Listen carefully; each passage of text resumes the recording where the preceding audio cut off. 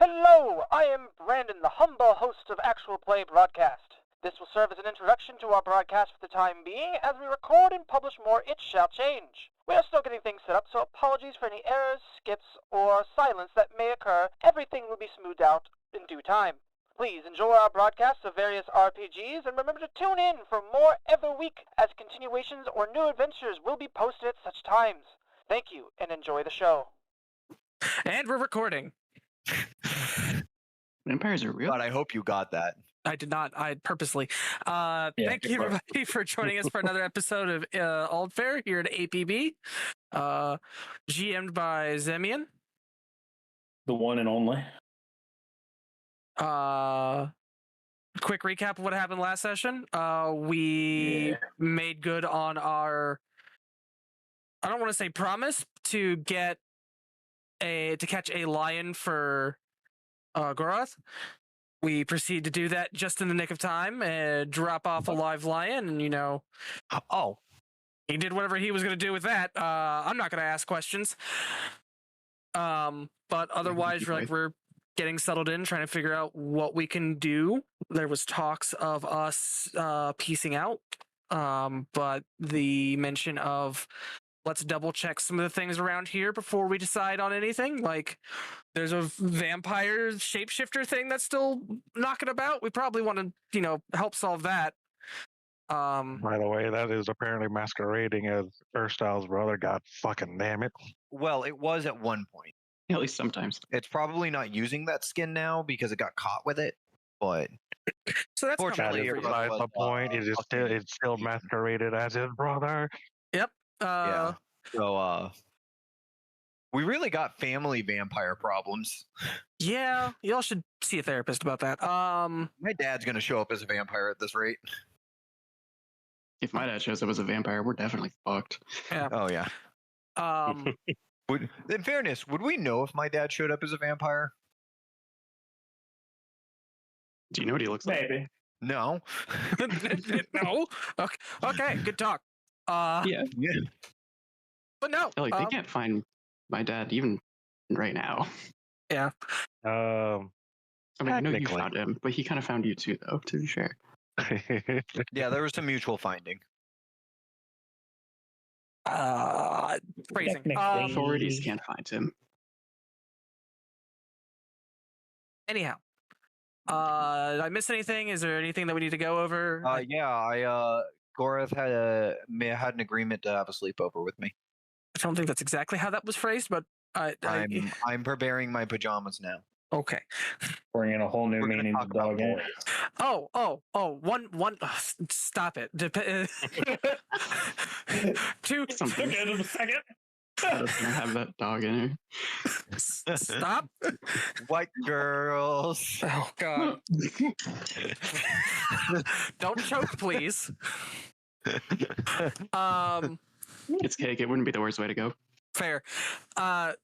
We also took a expired vial of a extract that Erstyle made and cast enhanced water on it because he was actually going to go to sleep that night, and unlike the month and a half prior, it tasted like if someone mixed Jaeger with Mint. like Goldschlager. Someone made like a mint julep with Jaeger. Yeah. Now Brandon is down for that. Till probably didn't care. Sveta had the pretty weirdest look. Yeah. But Tilk passed out after that. Slept like a baby. Apparently the other two individuals who had tried it, Sveta and Erstyle, had some acid trip dreams. I thought Tilk had acid trip dreams too. Tilk had Actually, he just passed the fuck up. Yeah, Tilk had not physically slept for over a month, so. Wow, so he was too fucked up to even have dreams. Nope. Does not register. It's just I need this. This is weirdly not the first dream that Sveta's flying around in, but yeah, we'll talk about that later. But yeah, I'll hand it on over to our GM. Yeah, so you all turned in for the night, had your weird fucked up dreams. we pass over in the next day. You all get up around at dawn, generally speaking.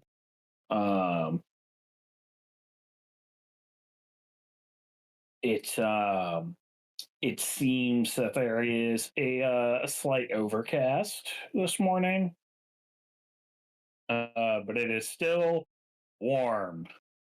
It is like low 80s outside. Commit die. Yeah. Summertime sadness. First hour passes for those of you making your daily preparations. And it is 7 in the morning on the 9th of Ligerdau. On the 9th of Ligerdau. Yep. Seventh month of the year. Let me ask the question. Keep getting sorry. this early. That's it. Are you going to make Toke sleep longer? No, I think your body clock is going to make demands of you. Fair. Yeah. Oh shit! I just realized you do wake up though feeling like, what year is it? Oh damn! I just realized we flew back here the day after Sveta's birthday. Hey. Yep. So does that make me fucking 23 or 19? Technically, by time passing, you're 23. Physically, you're probably still 19. If you go by your actual experience, though. Oh, your heart. Like we only had a month, as opposed to 4 years in a month. We weren't even technically alive. For a chunk of it, yeah. So, like, for the 4 years. Yeah. So, Well, plus however long we were in alternate dimensions. Yeah, I'll have to ask the old man if we find him again. Toke will come out, fucking, he looks like he slept. Doesn't look like he slept well. That's debatable. Someone should probably get, like, a hold of Castian at some point. I can do that if you want. Because it's been 2 days now. I mean, to Cassian, that's not that long, but it is probably good to get him a status update. Yeah. Folks will probably get freaked out at the flying machine, so if you're able to, like, make contact and, like, get him to fly low. Yeah, I can go a bit of a distance outside the city if somebody wants to come with me. Yeah, I can go with. Yard distance. I had a stay out of weird range night. of the turrets. Yeah. Oh yeah, just in case. I don't know how far those reach, though. But 1,000 yards should be fine. I hope so. While you do that, does anyone want to help me check on the other people that were contacts while we were in charge? Well, I've already made contact with the one I was concerned about. Oh, Liana, where are you? Oh, I'm still right here. Okay. I did want to talk to my father. He worked with you, right? I can see about that. He just wants to let you know that he still cares and hopes you're doing okay. Oh, awesome. Okay. I mean, yeah, if I could.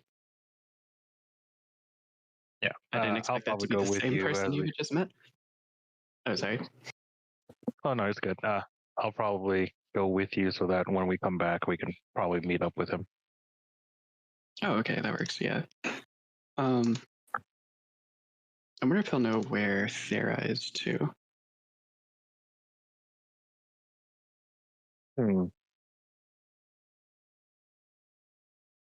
Okay. We could probably work on that. All right.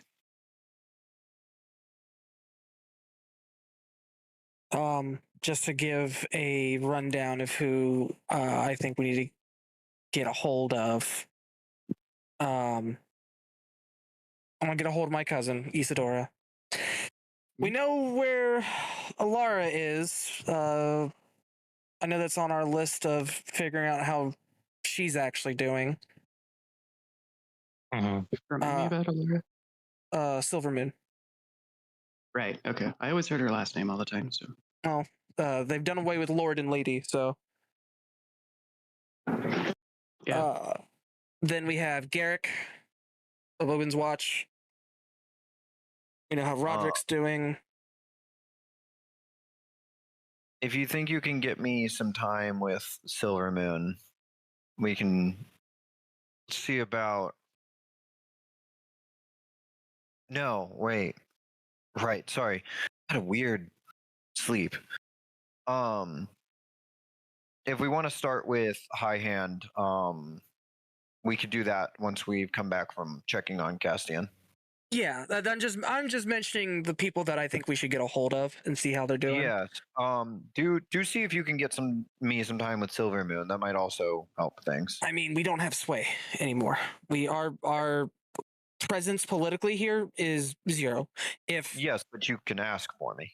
I mean, if she says no, then she says no. But I can see if she's available outside of being in the palace. I'm not going in there with him. At the moment, I don't want him to view that as a challenge to his authority and cause problems for people. If she's roaming about, go ahead. Some wisdom in that. I was just saying, I suppose there's some wisdom in that. Yeah, it's try to do this as officially as possible. We can't just go running around gallivanting doing what we want. He's going to make sure of that. He probably has people watching us to make sure we're not stepping out of line or doing anything disruptive. Be mindful of the candlelighters. That is probably his informants. Precisely. Yeah. Oh, I did see a lot of lamps along the roads. That would make sense. I mean, I guess they have a reason to walk around, be fairly innocuous, but and be everywhere. Yeah. Yeah. But then we have like wanting to check up on Garrick, since we kind of put him in charge of the city watch. Well, he was the marshal. I want to check on Goldleaf. High Hand says she's alive, but I want to see how she's doing. And then we have the guildmasters, Iselin and Ortis. I imagine they're okay, as it'd be kind of strange to harm them, considering that we need such advancements have been made. But I don't want to rule anything. It seems like the alchemists are at least are doing just fine. Another individual is Ibram. Yes. I was going to meet with him later. Which one was Ibram again? Or at least I was going to go talk to him. He's the leader of the ascetics when we went on our 4-year vacation. Huh, I do wonder what he thinks about how this is working. Those were people that were in positions of power when we were around. I don't know if they still maintain any of that. If they do, I think it'd be good to get like their take on everything. If they say everything's good now, like we can't change the past. We can't go back and tell them, hey, you probably shouldn't do child labor. That's done. Not around anymore. Yeah. Like, do I agree with it? No, but I mean, it got them farther than where we were when we left. So that does. I'm not sure if that makes it okay, though. I mean, it doesn't make it okay, but there isn't anything we can do to undo it. Yeah. No, but it's still worth the crying, at least. I mean, if we can have our opinions about it, certainly, but I don't think it would be very useful to state it outright right now. No. It would very likely end with us getting in trouble. No, I understand that. I'm not saying march around up and down the streets, causing problems. Just as long as we're all on the same page that is unequivocally bad, regardless of the results it got. Oh yeah. No, yeah, that's understood. Absolutely. Okay. But otherwise, that's kind of what I had on my plate today. I might save Isadora for last. Try to bring her a good meal. And have a sit down and talk about what happened.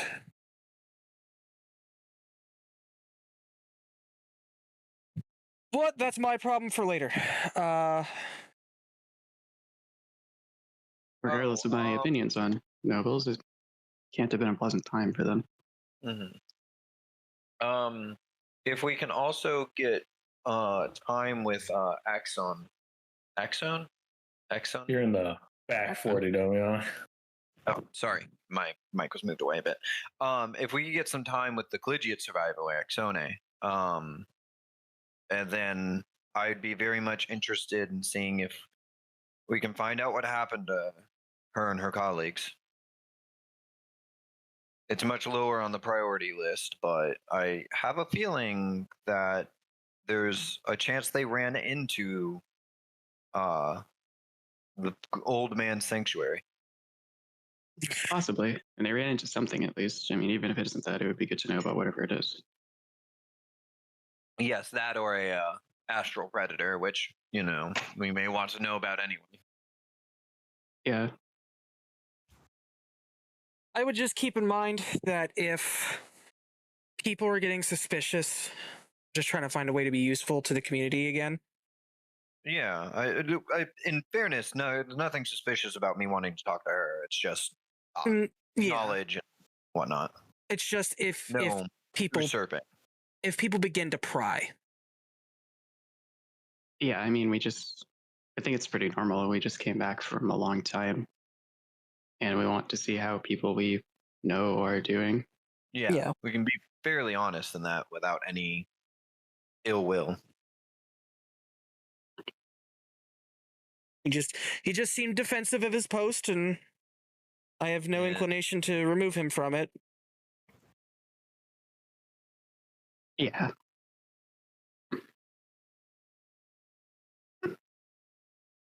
Who wants breakfast? I want breakfast. I could use breakfast. Yeah, that sounds good. It sounds like we'll be walking pretty far. I also need to make a shopping trip at some point today for my stay with Gorath. Right. You tell me how that goes. Primarily because it doesn't smell great in there, and it's a different realm. Yeah, he did specify it wouldn't be of any danger to me, and it sounds like time flows normally, so I expect I will just have a unpleasant smelling 24 hours. Intense, awkward time. I think that we can get on in our time pleasantly. You play checkers? Just imagine the two of you sitting there in the dark, just kind of staring at each other, not really saying anything. I wonder if you'd be offended if I brought a candle. Oh, yes, you can't see. All right. Well, so y'all are not incomplete. Y'all are gonna go get breakfast. Breakfast. Yeah. Cool. What do you? So, question is, do you want to get cheap street food? That's going to be like a silver, or do you want to hit up something like the Bashful Griffin? That's like 5 silver for a meal. I'm feeling the silver, the 1 silver. All right. Yeah. First, I will feeling street food. I'll agree to it. Street food it is. First, I will bring people over to one of the street food vendors he tried yesterday. Nice. Yeah, you get some more of these chips, as they call them, these tortillas. Or these tortilla chips, I should say. There's also some wraps available too. Yeah, and wraps. And the chips are seasoned with sea salt. These are pretty good. We got some Tostitos. Yes. So, y'all grab quick breakfast. Unfortunately, no eggs. They did not bring chickens with them. And they have not found a local wildlife that is easily contained that lays eggs. Domesticated. Yeah. There's ravens everywhere. Just ask them. Yeah, well, good luck finding their nests. Clever little bastards. Yeah. You must solve my riddle. So I'll say you guys spend probably an hour traveling over to that stand, getting some food, enjoying it while you're walking and chatting and stuff. What all do you want to do today? Well, I did want to start out with the trip out of the city to fly down Castian. Yeah, me and Liana should do that. Okay. We'll start with that. Urstel's going to go with them because Urstel's also going to bring Liana to go see her father when she gets back. Okay. Yeah. We'll start with that, and then I'll check in with you other two on what you're doing. So the three of you depart. You make your way outside the city. The guards let you through the gate, no problem. And you head out, and you travel a fair distance from the walls, and you can make out the brown dot in the overcast sky. And you start, trying to flag down Cassian without looking like crazy people, flailing your arms at the sky. That's fine. We're far enough away from the city. If they're watching us that far, they can think we're crazy people. Yeah, I was gonna say I don't think I particularly mind looking a little crazy because if I look crazy still when my giant spaceship comes down from the sky, then that's their problem. That's true, actually. While y'all are doing that, and you do see the brown shape approaching, Sveta, Yo. there, as you're watching it approach, everything is fine, but there's something you can't quite put your finger on. Oh. And you just start getting this sinking feeling in your stomach. Are we close? And you're not. What? I was going to say, are we close enough that we have a mental connection? Not yet. Fuck. This is as you see it starting to move. All right, then that is just said out loud. Fuck. Yeah, you feel. Perception? Yeah, go ahead. You feel like your chest tightening a little bit. Almost feels like there's a lump in your throat. 26 perception check. You look around. You can see some of the farms in the distance, one of the roads that lead off to one of the mines, or quarries, I should say. Clear skies, save for a few ravens overhead. And Castian coming down. You said there's a raven? Oh, yeah, there's constantly ravens in the air, generally. Because, they followed you guys over when you first came to the land. And they've definitely been breeding since then. So there are many more.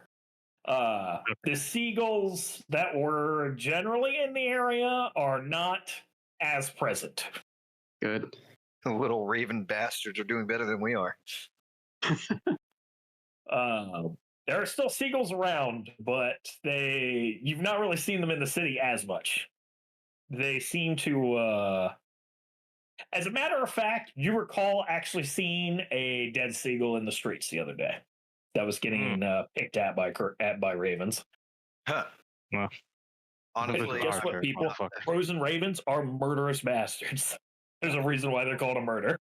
they're just taking care of the rats with wings. So yeah, Seagulls are assholes though, so that's fine. Yeah.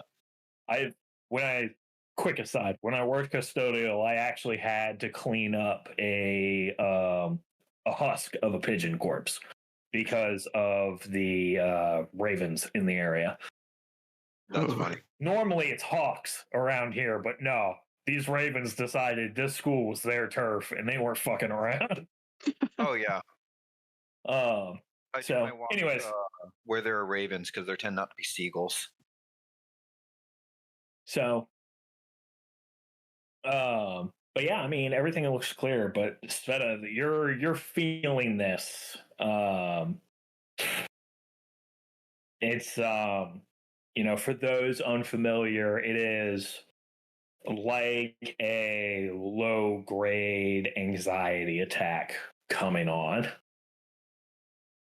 Yeah, I am darting my eyes around, though never more than like they're on Castian, because I don't know, I feel like something bad's just gonna happen and Castian's gonna come out of the sky. I'm fucking Sveta is just muttering curses under her breath as she is suddenly like a flighty animal. Are you alright, Sveta? I don't know. Shit. What's going on? First, I don't see anything, but if you're getting a vibe, that's not good. I feel like something bad is about to happen. Something very, very bad. I'm gonna cast detect magic. Erstyle's going to start. Erstyle's not liking this sign, and it's because we're trying to call Castian. Erstyle's going to try and wave off Castian. I am going to look at first Erstyle and Liana, and then myself with detect magic. Pull my mage armor out of wrapping my shadow up around me as usual. Yeah. You also can detect the ever lingering faint traces of her shadow. And Erstyle's his extracts on him, but nothing outside of the unusual. Nothing outside the usual. Castian has halted his descent. He's about halfway closing the distance in his hover. I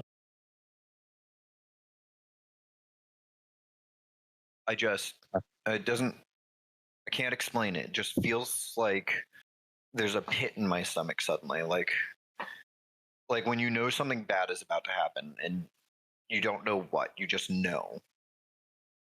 Yeah. Does this happen a lot? I mean, like more than it normally would for just anyone. No. Is Harrison also feeling okay? How Harrison seems unbothered. However, you do know, because of your connection with Harrison, he is generally very emotionally in tune with you. Yeah. So you being anxious has his hair standing on end, and he's kind of looking around as well, expecting danger. Oh, so normal rabbit things. Yeah. He's essentially taking cues from you, but otherwise he seems fine. Yeah. Shit. Maybe we should do this somewhere else. Somewhere far. Give me a will save. A will save? No. Huh? Yes. All right. Well, I mean, given I hope that being 1,000 yards out. I'm gonna try my hardest to resist. AKA, I'm putting a point of. Not you, Ollie. You don't need to. No, I know. I was actually going to make the. That was your perception. I just looked at the dice channel. I thought you just rolled because it said new. Yeah. No. My will at 6. I'm putting a mythic point into this. 20. Okay. Yeah. you're looking around, you're thinking through it, like, okay, nothing's wrong, and you don't see anything immediately hostile. Nobody else is seeing anything, and it finally begins to subside.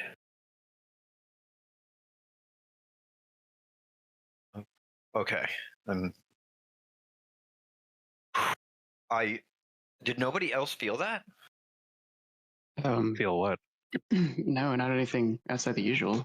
It was just. I mean, I heard you say mutter "fuck" under your breath, and that's when I started looking around. I didn't see anything. Yeah, if you'd felt it, you'd know. Yeah, I mean, I trusted you about see it. any spell effects on us? I don't know. I just got terrible anxiety. I still think maybe we should move a little bit farther away before making full contact with Castian, but it seems to have subsided, it ebbed away. All right. Yeah, let's. As long as we don't do it in this spot. I don't know. I have bad feelings. Yeah, let's try another place then and see how we feel. Just going to a different spot.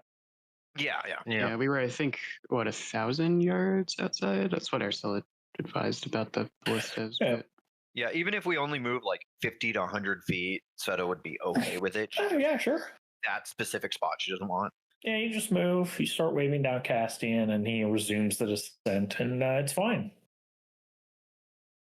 And Castian eventually reaches the ground. The ramp descends, and you hear Cassian's familiar voice in your minds before you even begin to board.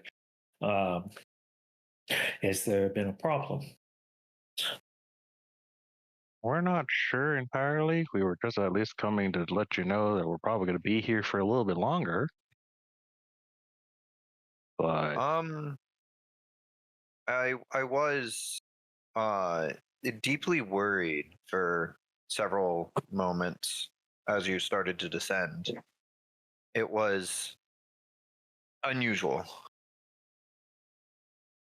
Interesting. What kind of worry? How would you describe it?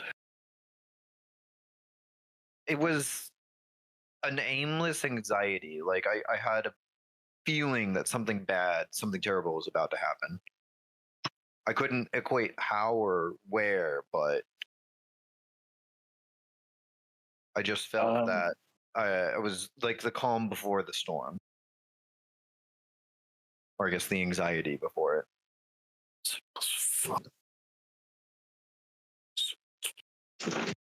I tried to do a quick sweep as my friends looked around. We couldn't find a cause for it, and I saw no magical effects on myself outside the usual.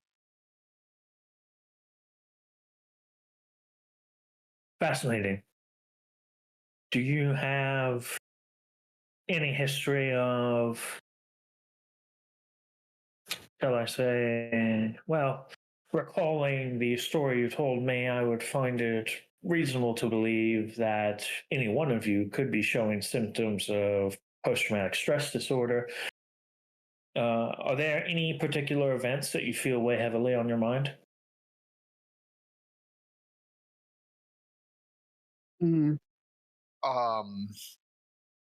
That is not a question I expected.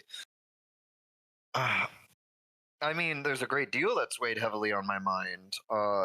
I've never felt particularly anxious about it. Worried sometimes, but I've always had a clear objective with that worry, I suppose. Interesting. Do any of these surroundings remind you of anything in particular? Perhaps anything that brings back unfortunate memories or uncomfortable ones? She will purse her lips in thought for a few moments. Not terribly. The closest thing that could even come to mind is the first night of the Gorath's curse. But we got to safety fairly quickly. I was spared any particularly bloody scenes. I haven't even thought about it in quite a bit of time. I would have thought that if I'd studied the whereabouts, I would feel that, but not here, not just out in the open. There might be something nagging at your subconscious. Do continue to monitor it if these situations continue to happen. Try to find similarities across the instances of its occurrence if it does continue. Perhaps that might give you some insight as to what is triggering this anxiety response. Of course.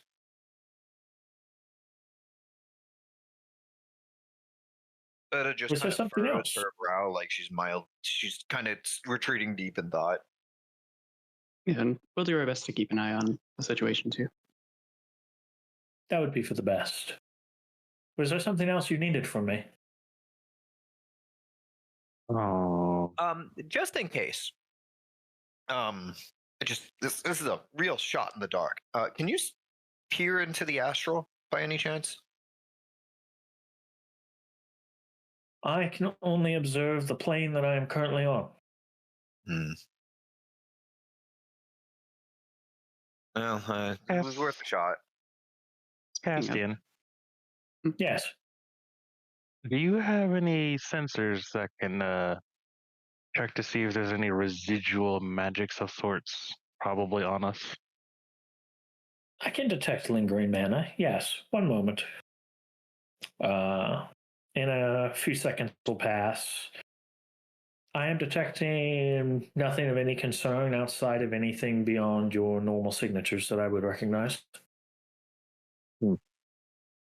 Yeah, I tried doing a scan over all of us when I felt the feeling come over.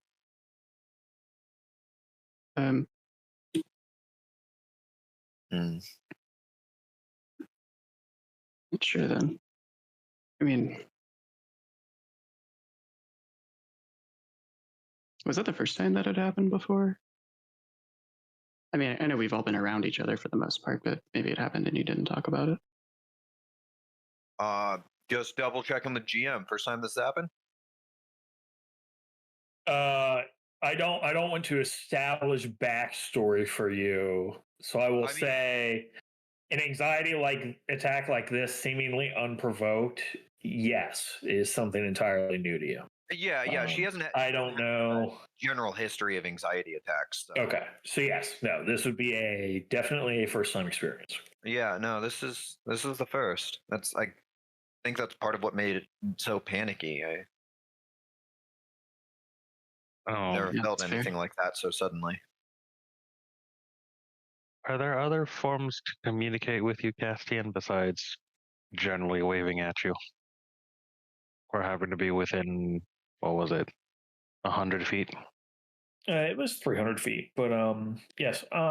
If once the communication array is fixed, my telepathy range can extend much further. That is actually something I wanted to ask about. What can you tell me about the array and how to fix it? As we discussed previously, it will require an amount of time of work.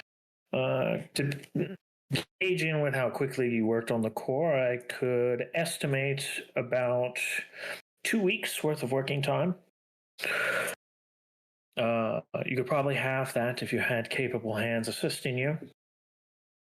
And approximately 2,500 GP worth of fine gems. Right. I remember talking about this now. I remember the gem part, but not the time part. Yeah. The time part is new information. Yeah, the time part's not a problem at all right now, but sourcing the gems might be hard. Unless you're able to scan for them like you did with the diamond. I don't know how common that kind of thing is. I guess we don't really have the ability to mine like the original settlers did either. Yes, well, I can certainly scan. I've noticed that you and your compatriots are lacking the proper equipment. For mining or for fixing that? For mining, yes. Oh, yeah, it was something, well, none of us ever really got any experience with. Yeah. There might be someone. Admittedly, when we were in charge of things, it was low on the priority list. Yeah, it was probably something that would have happened eventually, but we Just didn't get that far. establishing mining in general. I mean, they probably have started by now, given all they've done. I don't remember all of the equipments for or all of the reagents for alchemicrete, but if it requires any minerals, which I assume it does. It requires dirt and rocks. Oh, just whatever, dirt and rocks? Yeah. Dirt, rocks, sand. Yeah. Just basic okay. shit. They might not have been mining that. Gets ground up into not a super fine powder, but it gets ground up. Some water is added, and then there is question mark alchemicrete profit. Yeah. Yeah. Okay. So there's a chance someone in the city has been mining, but we don't really. Not for that, at least, if they have. Not sure. You haven't explored all of the various shops and stuff. You've been here for a couple days, but so far you have had a fairly surface level skim of the city. Yeah. First, I might have a couple notes somewhere, but I mean, even if we had a miners guild, I'm not sure that we would be able to appropriately pull for directing efforts in a particular way. And I will say something. I will say, Ursal, while you have been mapping the city, that does not necessarily mean you have been everywhere exploring all the different shops and stuff. You may have notes of where to find certain shops, but you haven't checked to see what they have. Yeah, that's as far as I was going to go. Work with anyways. I have some idea. It's better than no idea. Yeah. I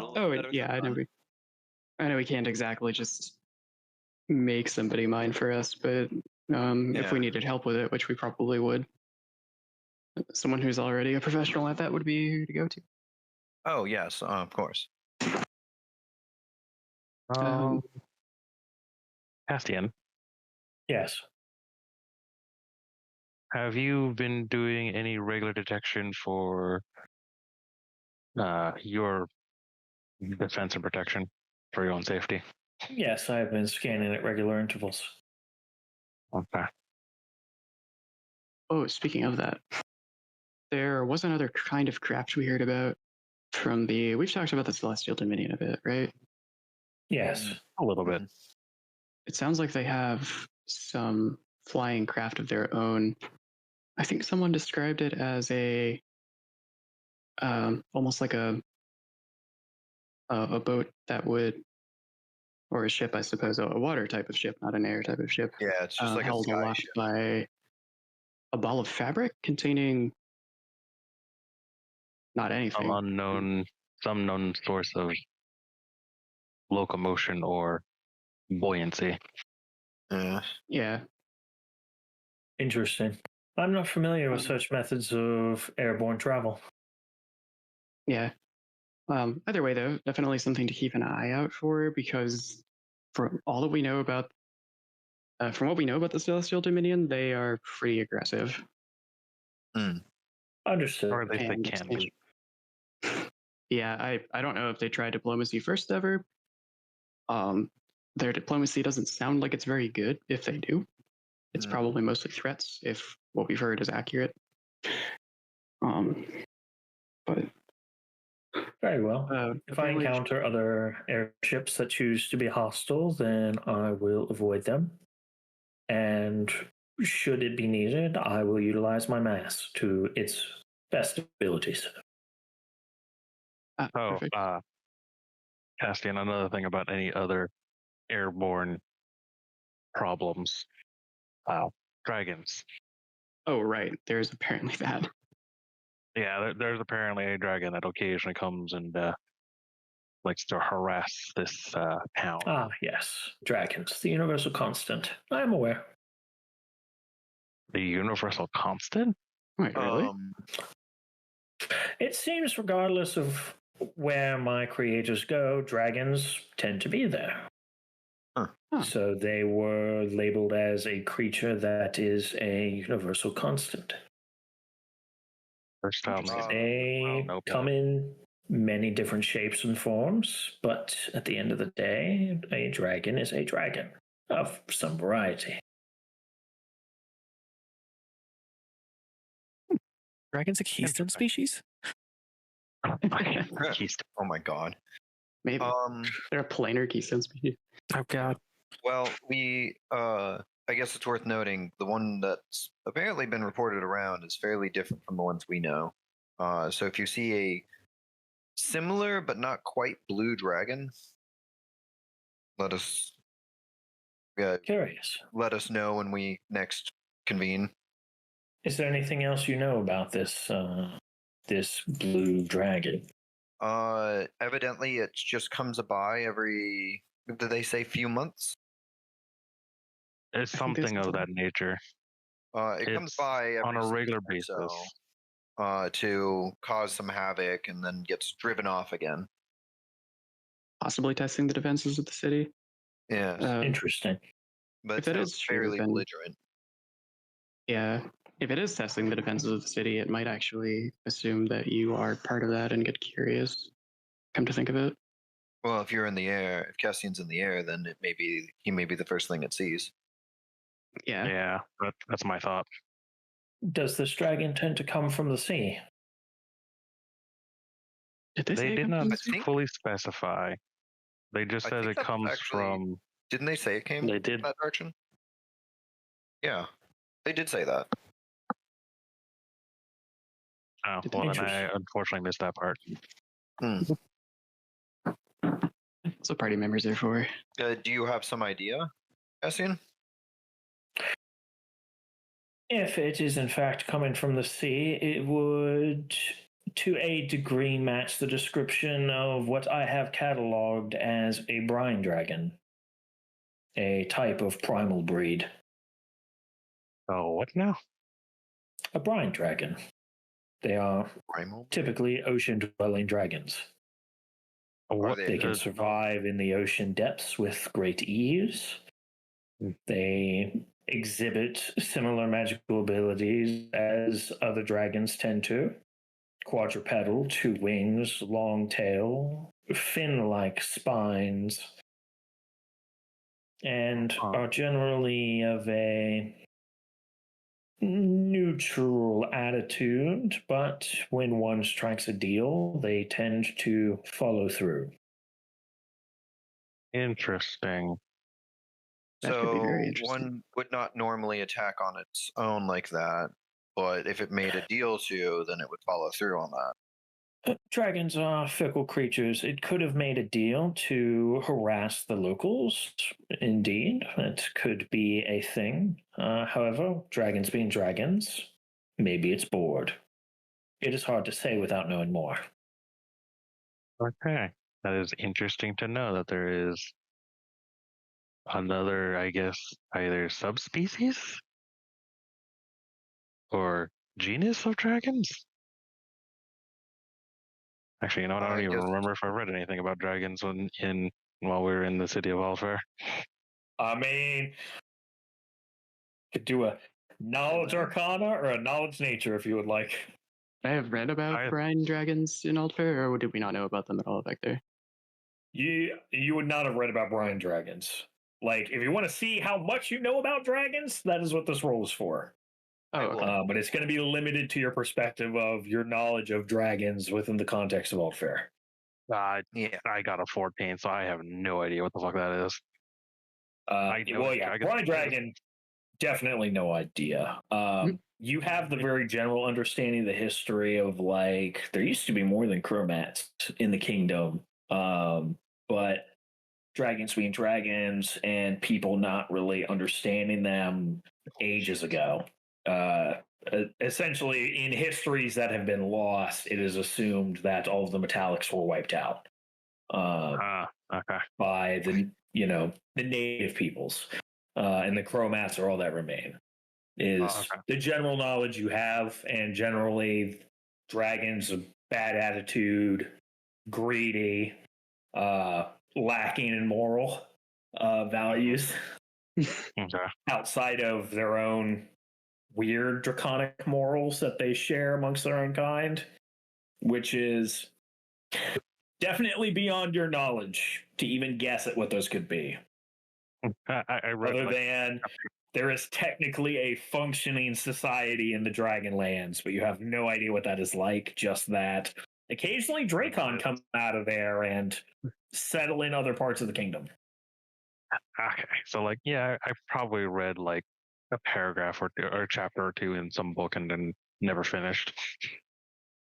So, with a 35, what scribblings from Zaban did I find? Fascinating. You did a very... Okay, so we'll start with the 30. Okay. Yeah. So get to Liana. So the old man's writings heavily imply the metallics are not all dead. That's ridiculous. Because anybody worth their salt knows dragons can shapeshift. And it would be a leap of logic to assume that just because we cannot find proof of it does not mean it's not there. And he points to like the elusive nature of the blink dog, where for centuries people thought they were just a wood elf fairy tale until adventurers started regularly taking jobs in some wood elf lands, and the tales became more and more common and consistent. And then suddenly it became common knowledge that blink dogs are a thing. So therefore, to assume metallic dragons have just all died out is ridiculous, especially with how old and powerful they can be. That said, where are they? Who knows? But in his writings, there are implications that from some very old-ass draconic scripts he has read, there are implications that the metallics going into hiding or leaving or whatever the case may be likely doesn't have much to do with the mortals while they played a role.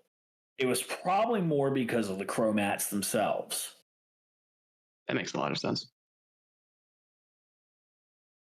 He's not sure why, but he supposes that in a time where our history was lost, where dragons were probably more prominent throughout the lands, there was probably some kind of draconic war, is what he stipulates. Or not stipulates, what he hypothesizes.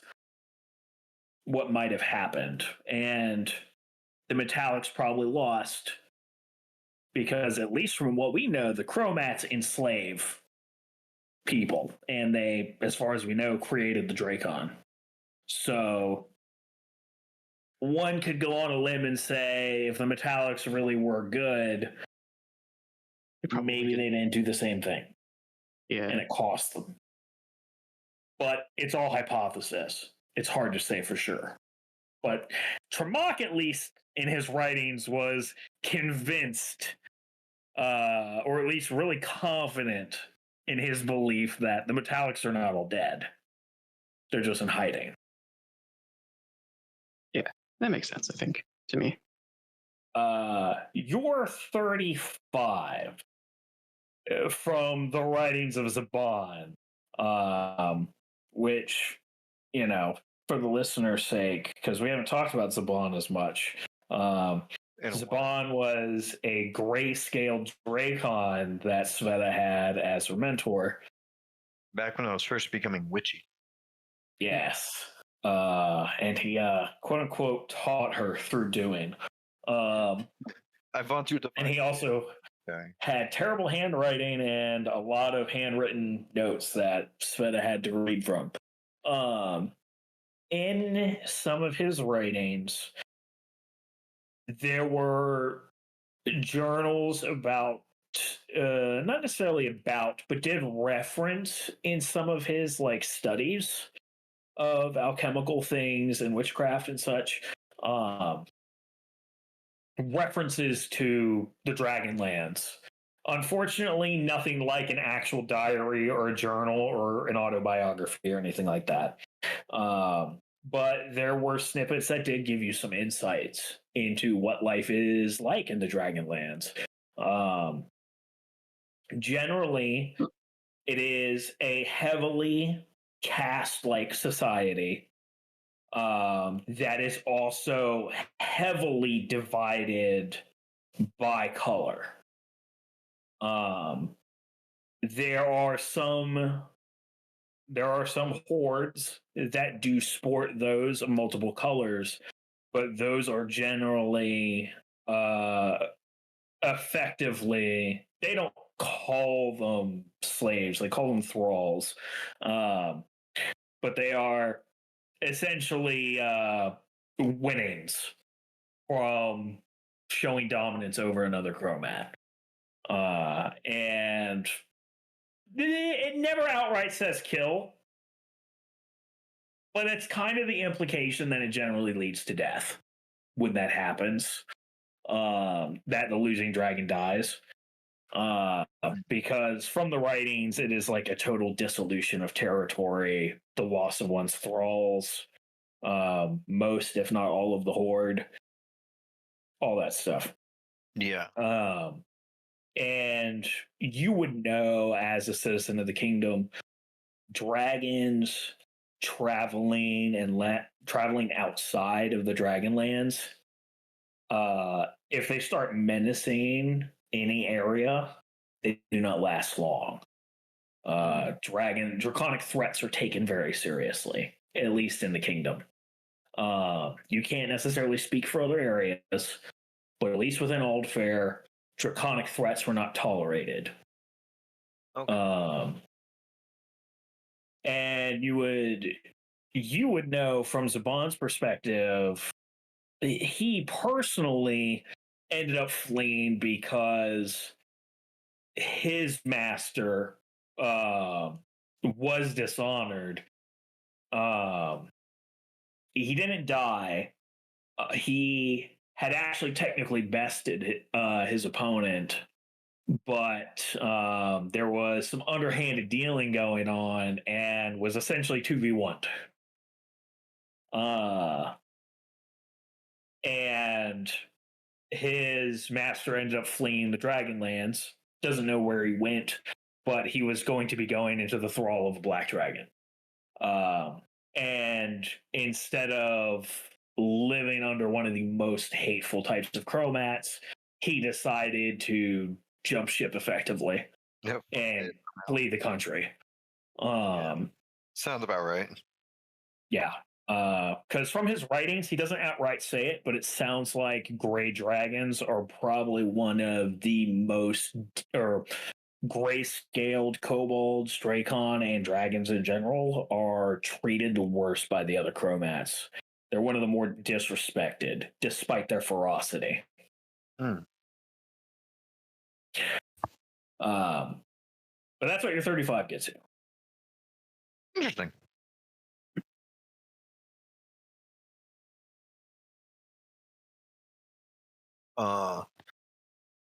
I will, even though it doesn't seem particularly relevant at this time, I'll share that with the party.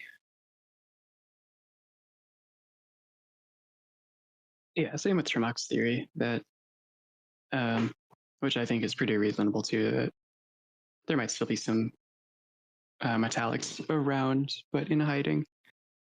It would be pretty difficult to wipe out an entire subspecies who are extremely magically and physically powerful and able to shapeshift. So it would make sense that even some of them might go into hiding. Yeah. Either way, it doesn't sound like the brine dragon is either one of the two. Is that correct? No, Castian? it sounds like it's on its own. You said it was a... No. Your descriptions of these chromats and metallics does not match my understanding of primal dragons. Okay. So there's something else. Yes, I cannot speak to the exact nature of these chromats and metallics. I have no experience with them. However, The primal dragons I am fairly familiar with, as they are considered a degree of a traveling hazard. They claim multiple elemental planes as their homes. They originate from there and may occasionally travel to other planes. The means of which they do so, I would assume, is by way of their magic. But I cannot say for sure, just that they can travel. Just most don't necessarily do so, as far as I know. The metaverse is massive. I have not personally encountered any dragons, but this is the information within my databases. I see. We but recently got a glimpse at just the scale of all of it.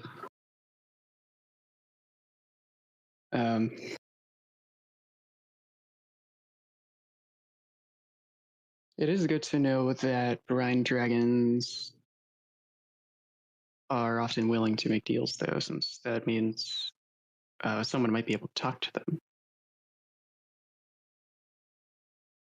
If they're often a traveling hazard, or are they just territorial most of the time? My information indicates that dragons tend to be territorial, yes. And they typically are solitary creatures, at least once they reach a certain level of adulthood. And once they have a territory, it tends to be a large area that they patrol and hunt in regularly. I wonder if although some information I has also suggests that some dragons do hibernate for very long periods of time, which does lead to territorial decay, but the dragon may not care about that when it's awake again. I mean, when you're a dragon, you can just get it back most of the time, I'm sure. Certainly. I will say, while my hull is rather durable, should we encounter a dragon of a significant age, I am not confident in my defensive capabilities in that regard. That's understandable. Are you confident in your ability to outfly them and escape? Certainly. Okay. Unless we encounter a stellar dragon of some kind. What are those like? They travel the astral. Oh. Where I can move, well, quite fast to your understanding, faster than what you saw the other day when traveling within the astral sea. They too can travel at similar speeds, naturally. Oh, okay. So in that case, I assume. I was just saying that would make them very dangerous. Yeah. Yes, they're also very big. Oh. How big is very big in the scale of an astral creature? Significantly larger than myself. Oh. I suppose when you have infinite space, theoretically. Indeed. Yeah. Well, hopefully if we run into one of those ever, they'll be friendly. I cannot say for sure. I assume, though, if they can fly like that in the astral, they have similar speeds on a material plane to you moving in here. Indeed. Okay. Fascinating. I don't foresee that being a problem, but just curious. For now, though, it does seem like there is just the one dragon. Don't really know what they want, but I think it's a reasonable hypothesis that they recently awoke from hibernation and are trying to reclaim territory that they previously had. If that's the case, deal probably won't be terribly difficult if someone's willing to make it. I assume that would be up to whether King Marlowe feels like it or not, but well, if it's attacking on sight, it may not be easy to open a dialogue with which to deal. Yeah. I don't really know how most people go about that. Like, I assume it happens in war and such, but not my thing. Anyway, is there anything else that needs to be fixed for you, Cassian, or was it just the communications array? I don't remember. There are lesser repairs that my natural regeneration are seeing to. Now that I can get more access to sunlight. Oh, okay. The communications relay is the major thing that requires additional parts. Okay. Oh. You said it's the major thing. Does that mean there are some other things too? Yes, minor things. But like I said, my natural regeneration is taking care of that. Ah, okay. I was going to ask something else, and now I just lost it. Well, in that case, we're going to jump over to Tilk and Rhea. What are you two up to? So they went out to go talk to Castian a good ways away. I would Tilk look to Rhea. I want to try to talk to the guilds first. Oh, what about? I want to see if the guild leaders are still here. We have High Hand's word that a number of people are still alive, such as Silvermoon and Goldleaf, but I want to see if anyone got hurt in our absence and how they're doing after everything. So the Artificers Guild and the Alchemist Guild would be the two places that I'd want to stop by and check in on.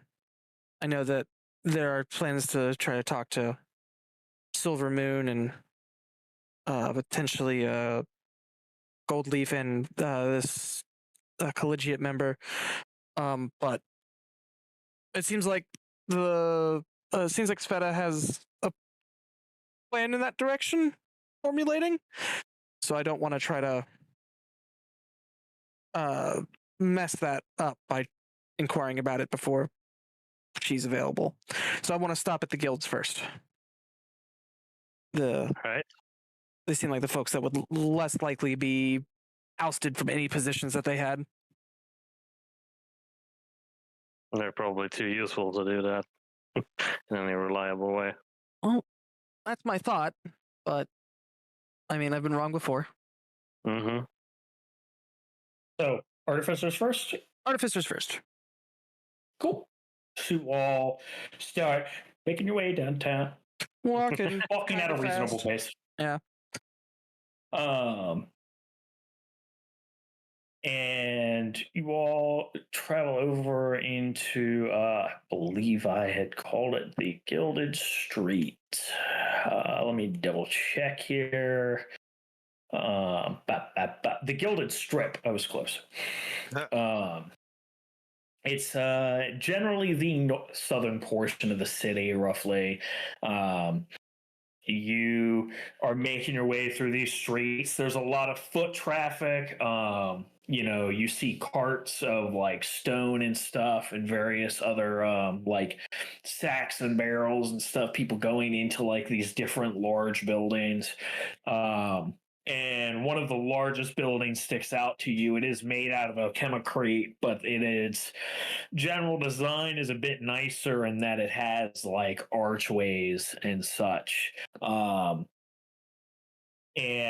as you approach, like you over the general den coming through like the main archway, it seems like the lobby of the hall is open air, and you can hear like the sounds of arcane lightning magic and metallic clanging in chambers beyond your sight, and there is a halfling who is behind one of the counters there in the lobby, who is flipping through a book and writing with a magic quill. He looks up and sees the two of you. He's like, you're vaguely familiar. And he's like really squinting. And he kind of reaches down and grabs at a pair of spectacles that are hanging from his neck, puts them up to his eyes. Oh, my God. You were dead. At least they said you were dead. We got Or am I forgetting things? You're not forgetting anything. Oh, all right. Quite the journey we've been on. I'd say so. Not very many can say they've been on the other side of the grave. What can I do for you? Sorry, welcome to the Artificers Guild. What can I do for you? I see things. I see that Ordis finally got the workshop he wanted. Oh, yes, he was, and he kind of stands on his chair and gestures, and him standing on the chair, he's still not at eye level with you. It's like, and he gestures around to like the vaunted ceilings and such. And he's like, yes, our lovely hall was finished before any other guild hall. And we have our choice of supplies and other such things as we need them. We have done great work. I'm happy to see that. I assume the King Marlowe had this furnished quickly then? Yes. It, once the main construction of all of the housing and everything was done, it was the workshop that was actually finished first. This area over here, and he like points to his left, which is your right. And there are like metal doors that are shut. But you can hear that is where most of the noise is coming from. The workshop was finished first, but then over here, the actual like business end of the guild hall, as well as like on premises housing and such, was constructed, as well as our storerooms and such. Oh, so everyone, well, I wouldn't assume everyone, but a number of the folks live near the workshop as well. Yes. The ranking artificers have the choice to remain here, and in some instances, apprentices may be required to remain in the dorms on site to help in a variety of tasks to give them the hands-on experience they need to become artificers proper. You say apprentices? Are you interested in apprenticeship? We're always looking for inquisitive minds. I unfortunately don't have the... I don't have the smarts. I'm not well read. The one book I read, I need to leave a negative review on. And what about you, young miss? You got a wizardly look about you. I am curious about the processes, but I do not know if I will have the time in the coming time. Very well. No pressure. Do you have doors are always open to the inquisitive. Do you have many that are in apprenticeship at the moment? Oh, yes, several. Excellent. I was wondering if at all possible, I imagine that Ordis is likely busy, but I'd like to speak with him if he can take maybe 5 minutes out of his... I'm sure he... Well, I think he can find time for you. Let me... he shuffles around on his desk, moving like pieces of parchment and stuff out of the way. And he ends up finding this like... It's like this gold, like almost like you're not even sure how to describe it. It's almost like a cuff of some kind, but it's like it's almost like shaped like half a heart. Okay. But he picks it up and he puts it and it perfectly cups around the rim of his ear, like an ear cuff. And he just kind of stares at the two of you and goes, "Yeah, Guildmaster, we have an esteemed guest. The previously, well, I should say, Tilk Sloven and a compatriot are here to hopefully have a conversation with you." Yes. Uh-huh. Yes. All right. Yes, I will let them know. Okay. All right. Yeah. Yeah. Yes, I know. It will be done. Yes.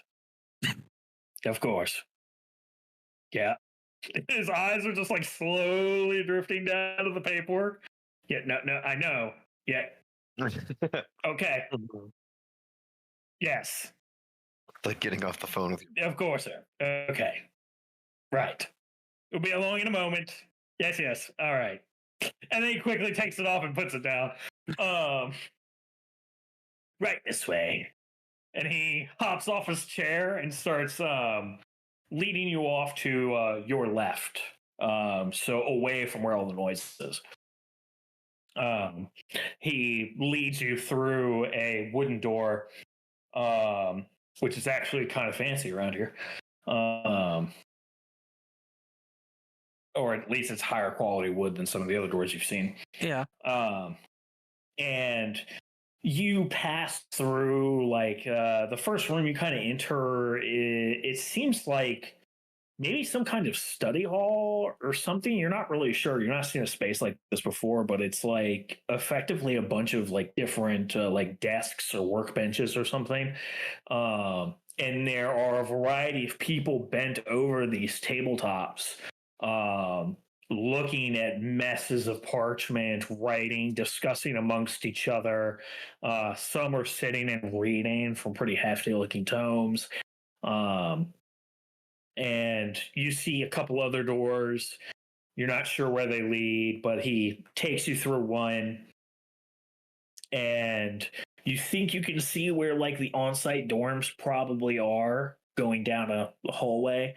But he kind of leads you away from there and then through another door and down another hallway that leads to a big set of fancy double doors.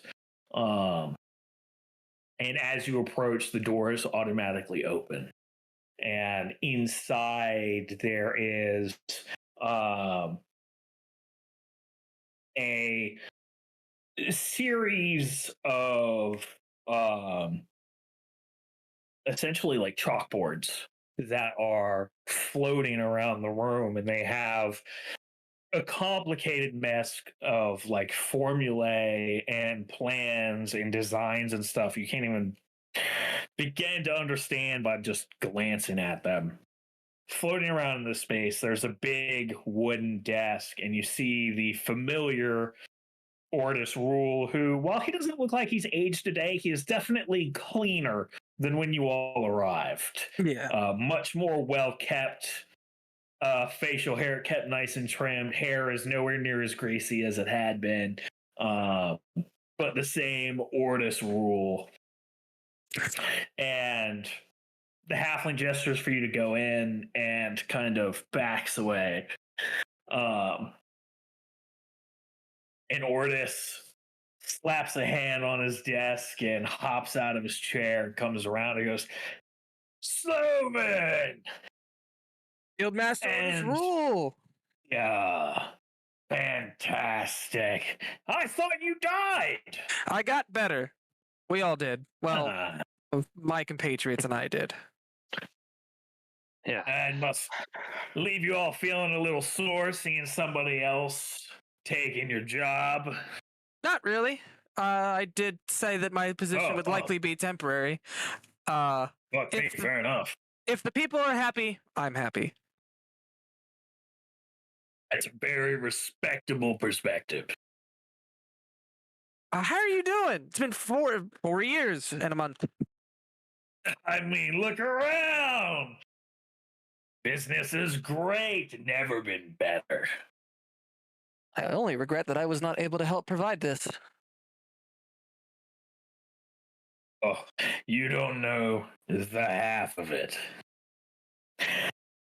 Getting all this built, that was just the start of things. He holds up a sausage finger pointing to you. He's like, there's something I want to show you. Oh. I want to show you why I was so eager to get started on the workshop. Follow me, come on. I will follow. And he leads you out of his office. And backtracks all the way around through the section you went through, and then crosses across the lobby to the chamber where all the noise was coming from. You pass, he pulls out a key and opens the metal door, and he leads you all inside, and you're immediately hit with these smells of like burning metal, like ozone. There is also a distinct lingering smell of sweat, and it is, you think it's hot outside, it's fucking hot as hell in here, and it's vaguely humid combined with the smell of sweat and ozone. And you can see there are a couple dwarves, some humans, an elf here and there. There are several people working away in this workshop, and you're not even sure what to describe it as. There is essentially like this oblong metallic thing being put into shape, made of all of these like metal panels and bits and parts. And there is something that looks like glass, and there are chairs. But this thing doesn't have any wheels or anything. It's about the size of a cart, maybe a little bit larger, probably more akin to a wagon, but and it's like being held by like chains and stuff that have been hooked to the ceiling, kind of suspending it off the floor. There's a dwarf underneath it working away at something with some tools. There's some kind of contraption. You're not sure what to make of it. And meanwhile, he seems to assume that you know what you're looking at. He goes, "Isn't it beautiful?" What in God's name is that? Can I try and roll, figure out what some of it might be? Absolutely. Sure. I'm not going to pretend to roll. This is just going to be, tell you what, Arcana or Engineering? Arcana.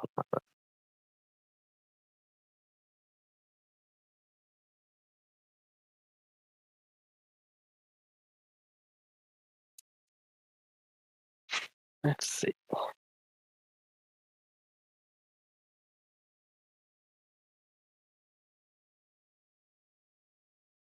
Let's see. Yes. 16. Yeah, you're looking at this thing. The metal is definitely a choice. Whatever this thing is, it's probably end up being fairly heavy, which kind of leaves you in wonder. It has no wheels, like no legs, nothing.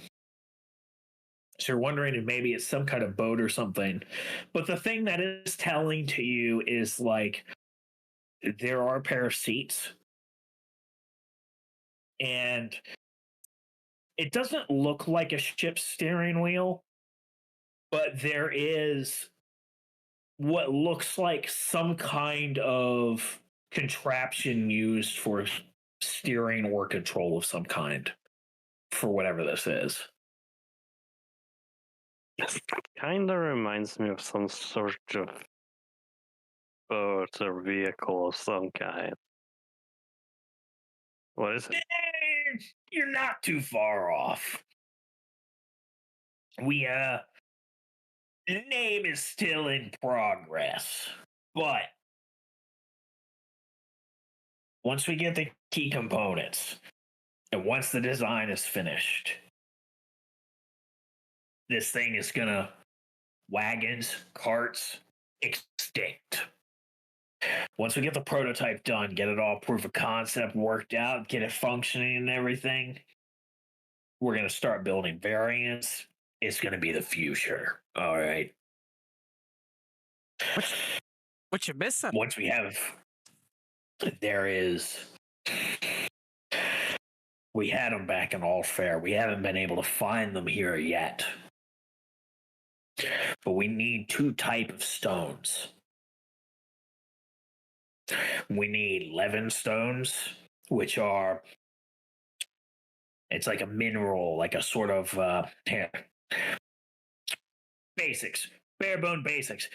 It's a fancy rock with a high concentration of lightning aspected mana. This is the power source. Then we need a similar stone. However, it's not elementally charged per se. But it does have a certain nature about it that is, well, it says fuck you to gravity. I see. So it can fly of a sort.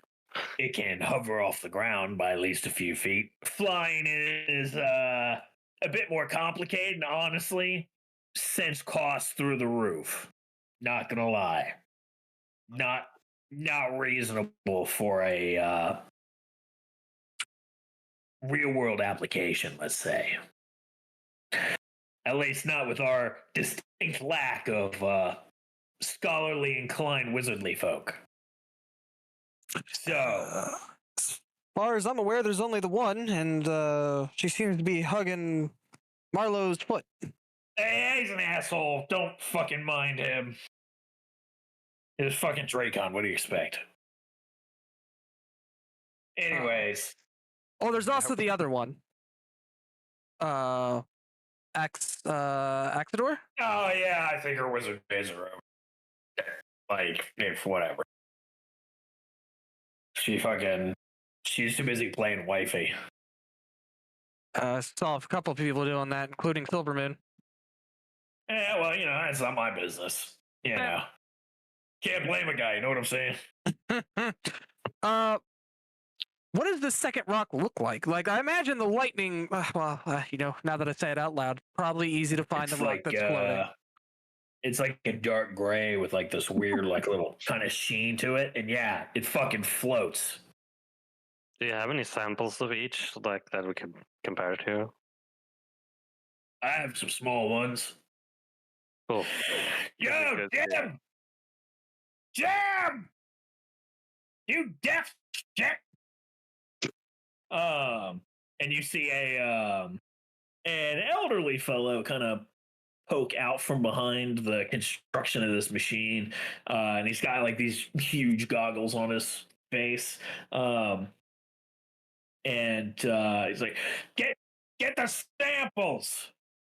He just kind of stares. The samples. And the guy goes, "Oh, okay," and he walks off. A minute later, he comes back and he holds out a hand to you all, and you can see in his hand there are like these little slivers. One is like this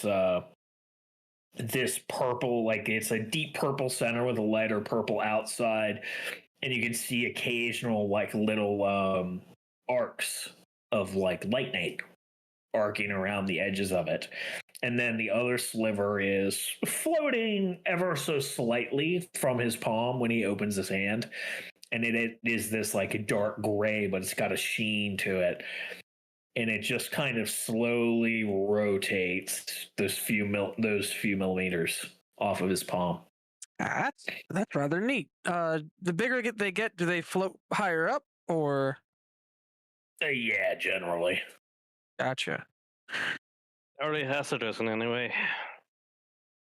I mean, You're talking about rocks with a high concentration of mana in them. You tell me, kid. Yeah, well, that's what I figured. I'm just saying, don't hit it with a fireball. You know what I'm saying? It's not good for your health. At least if you're close to it, safe distance away. Do whatever the fuck you want. I'm not your dad. In 4 years, has that changed? What? Have you become a father? Good one. I'm married to my work. Plus, I'm barely over 100. I got time. I don't need to worry about kids just yet. I guess that's fair. You got many, many more years ahead of you. But no, look, I didn't bring my parents over with me. I don't need a new nag. Okay. But we've recently come back, and I was wanting to, check to see how everybody was holding up since, I lost some years. Yeah, well, I mean, that sucks, but yeah, I mean, we've been doing great things. Great things. I see that. Working on great. We wanted to get the plumbing figured out, but, King decided this project was more important, which, believe me, I agree. But at the same time, it would be nice to not have to dump the chamber pot every morning. You know what I'm saying? Yeah. Especially with some of the stuff I've been eating. It tastes great, but the next day it is rough. Yeah, you'll get used to it. It takes a little bit, but yeah, you'll be back to solid before you know it, bud. That is the hope. But no, thank you so much for taking time out of your day. I wanted to see how you were doing, see what you're working on. Glad to see. Hey, listen. You find more rocks like this, you let me know. Oh, I will. Don't sell to nobody else. Fuck them. You sell to me. Oh, I'll pay you a premium. That I like. I like the sound of that. Absolutely. The best for the best or the best crafts. That's my motto. And when you get this prototype working, I would love to take a ride in it. Absolutely. Can I get tail cover motorcycle? Shh. Later. Better describe this at like an above table level. It's like a 2-seater like hovercraft of a sorts. Like an Aetherpunk one, I guess. Effectively, like kind of imagine like a pod racer at a Star Wars, essentially, but without like the tethered engines out front. It's more just the front is bulky because that's where most of the engine is, and the seats kind of sit higher than where the engine is, and at the back of the vehicle. Gotcha. That makes sense. I dig it. Yeah, at least this design is a 2-seater, at least, and it's got a rudimentary windshield. But if I got anything of use for you, I'll come to you. Don't you worry about that. Good. I'm expecting great things. Oh, we all are, based on what I'm looking at. It's like, look, and you know what? Come with me. And he proceeds to lead you all out of the workshop, all the way back around to his office. He's just going in circles this morning. That's fine. He steps in. And he goes and he sits behind his desk. The doors close when you all are inside. And he sits down and, all right, real talk. Nobody listening. What exactly are your immediate plans? Because I've got some ideas if you're willing to listen. I am willing to listen. The primary thing we were looking at doing was checking up on everybody and then solving this. Yeah, fantastic. I'm great. So what are your plans? Try to find this fucking shape-shifting piece of shit that's been in the city for 4 years. Fuck that. Waste of time. Whatever. Forget about it. Not a problem. Look, I understand people are scared about the fucking vampire or whatever. Yeah, fuck them. You know, finding the bastard is damn near impossible, and we have no way of even knowing if he's in the city. Okay, so listen, don't worry about that shit. All right, you're gonna go crazy like Roderick. All right, you're gonna be pulling your hair out. You're not gonna be sleeping. You're gonna go fucking insane. Okay. Yeah, who would do that? Let's not think about it. All right, don't lose sleep over it. Just kind of stare in the middle distance. But yeah, I see. You got other ideas? Something a little more important than rocks. Like, I didn't know you all for very long. All right, but I like the cut of your jib, and I like to think I'm a good measurer of people. Had things maybe gone a little different in 8X, you know, had the massive undead army not ruined all of our lives and sent us fleeing to an entirely foreign continent, you all seem like the types that would go on errands for potentially very encouraging sums of money. I'll nod at that. I happen to be in the business of looking for very reliable sorts of that nature. Because we have had a few groups doing what was once called adventurer work. Right now, legally, they're identified as mercenaries, but I don't give a shit. Regardless, most of them are pretty fresh, not super experienced. And the kind of materials I need have a tendency to be in dangerous places. But also, most distinctly, out there. And if you think I haven't noticed, you have a fancy flying chunk of wood. You're underestimating how perceptive I am. I'd have thought you'd be in here working on schematics. Oh, I was. Like I said, I'm married to my work. But I'm also highly connected. Have you seen this guild hall? This is the nicest guild hall in the city. I'd argue it's even nicer than the mansion. What about the one you had in 8X? But, you know. Okay, look. The one in 8X was nice, all right? It was nice. But 8X was a different story. It also was not built to the spec of the workshop that we need for our projects. It was very in its infancy, okay? Like, it was nice. I'm not underselling it, but we were only scratching the surface of what Artifice could do at the time. So, you need something more dangerous than a lightning rock and a rock that floats, is what you're getting at, right? Oh, no, I definitely need these. Like, these are my priority. I have some ideas where you might be able to find some. So I need somebody willing to take that risk and go get them. However, in the future, there might be other things that I may need or want. I'm not gonna lie. There are some personal projects I'd like to pursue.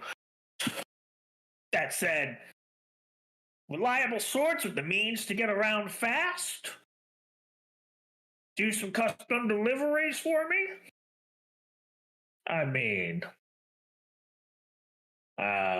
compared to most guilds around here, you could say my pockets run deeper than most. Well, the guild's pockets. Don't get me wrong, I get paid well, but the guild's pockets. Understood.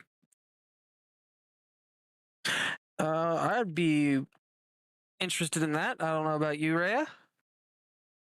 Well, I was planning on getting us, or suggesting to us that we should at least, well, explore our surroundings. So this is pretty much just a part of that, really. You have a location scouted out yet? Like you got a dowsing rod that points in a direction, or? Well, I've got a nice big fancy telescope to the southeast. There is a curious mountain. Really drew my attention. There is regularly storms there. And if the conditions are correct on my assumption, then that means there could be a high likelihood of both stone types being there. Assuming the conditions are perfect, at the very least, 11 stones.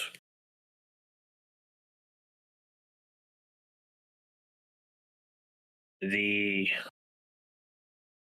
gravest stones may not be there, but we can, if they're not, we'll figure that out.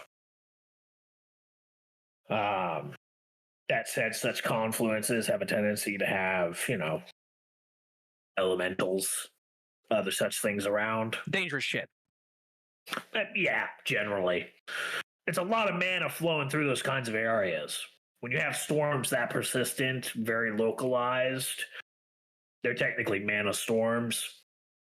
And yeah, they tend to draw things. Or things are born of them, like Levinstones. So, it would be really appreciated if,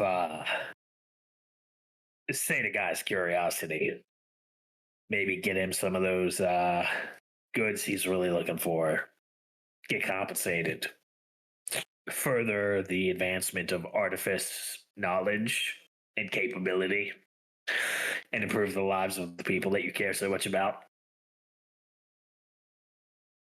And be generously compensated for risking our lives. Of course, of course. All right. I will make note of that. You said it was to the southeast, right? Yes. Don't worry, you can't miss it as long as you're actually going south and east.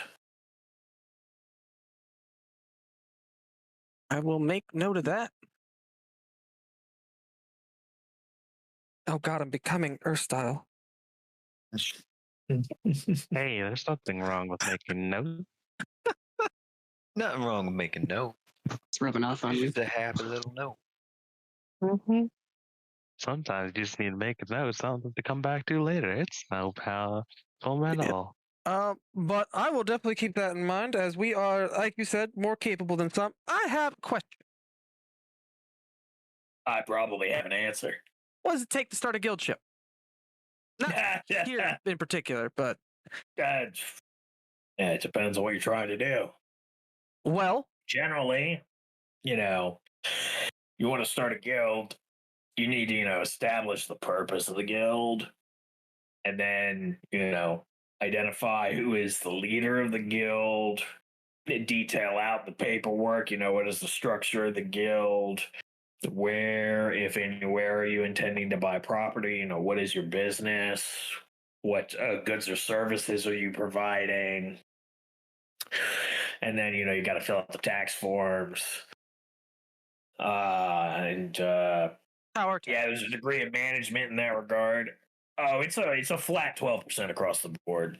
Not too bad. Yeah. That's roughly what we were thinking, I think. Oh, yeah, it's been pretty reasonable. It was a little rough at the beginning, but, things evened out after a while. Yeah.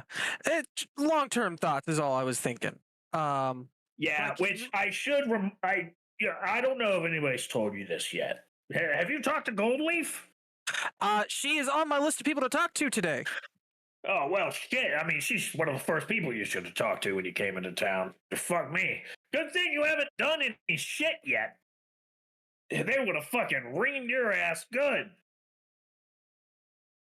So here's the deal. people who do the adventuring shit, if you're gone for a significant amount of time outside of the gates, it is assumed you are out on mercenary work, he says with finger quotes. Which means when you come back, I'm assuming they made an exemption when you first came back, but when you come back after leaving for an amount of time, you owe taxes on whatever you are bringing back that you did not leave with. So they will appraise the value of your goods and you will owe that much in taxes. 12%. How will that play out for our delivery for you? If we say that we're on business for your guild specifically, does that change that situation?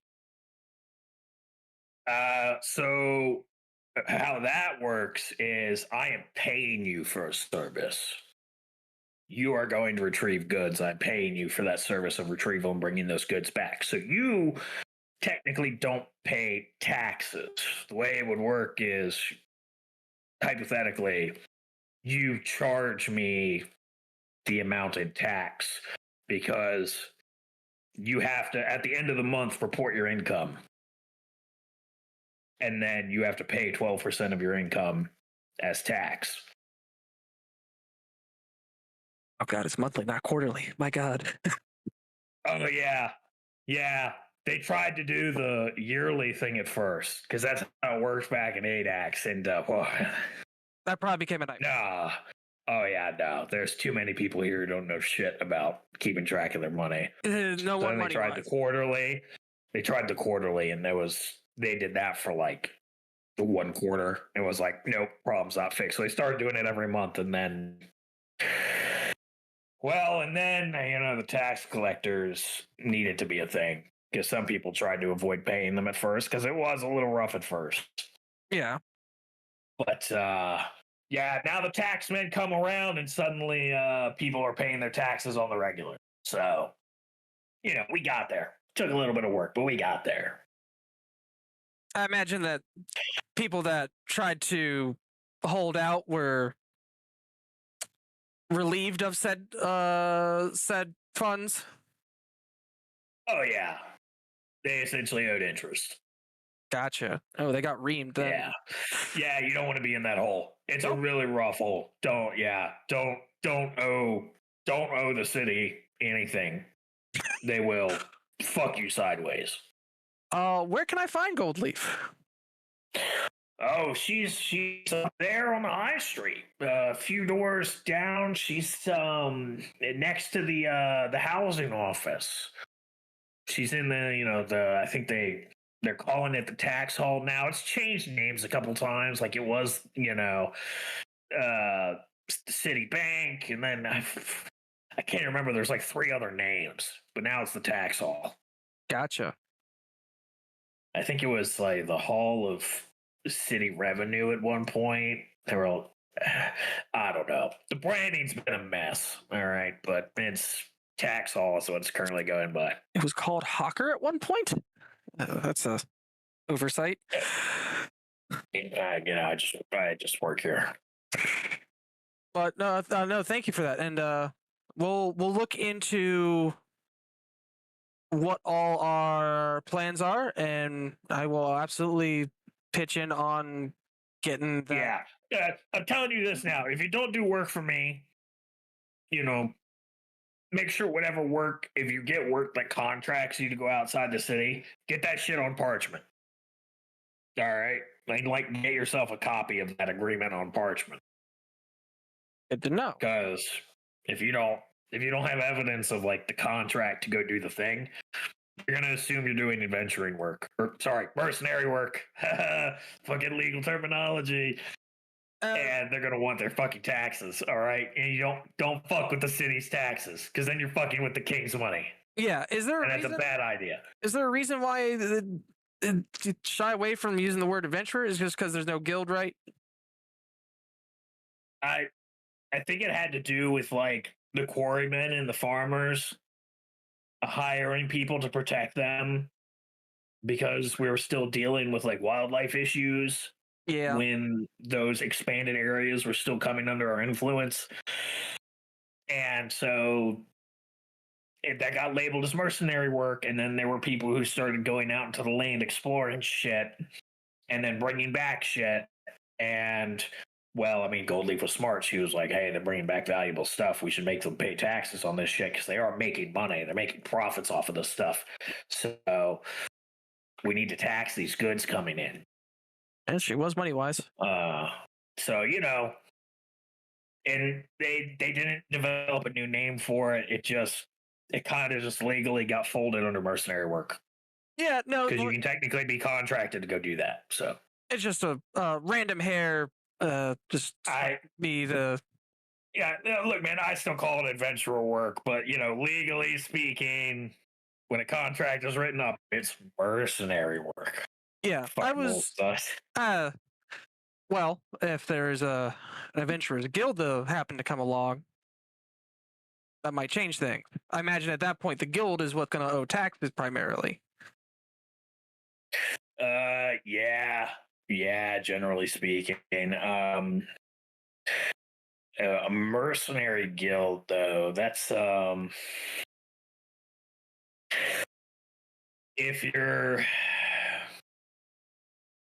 people are individually earning a significant income, they'll probably have to pay taxes. There's kind of like a bracket situation to a degree within the guilds, because some guilds are set up in such a way where the guild kind of covers your living expenses and stuff, so then you don't end up really owing taxes because the guild already pays taxes on those things.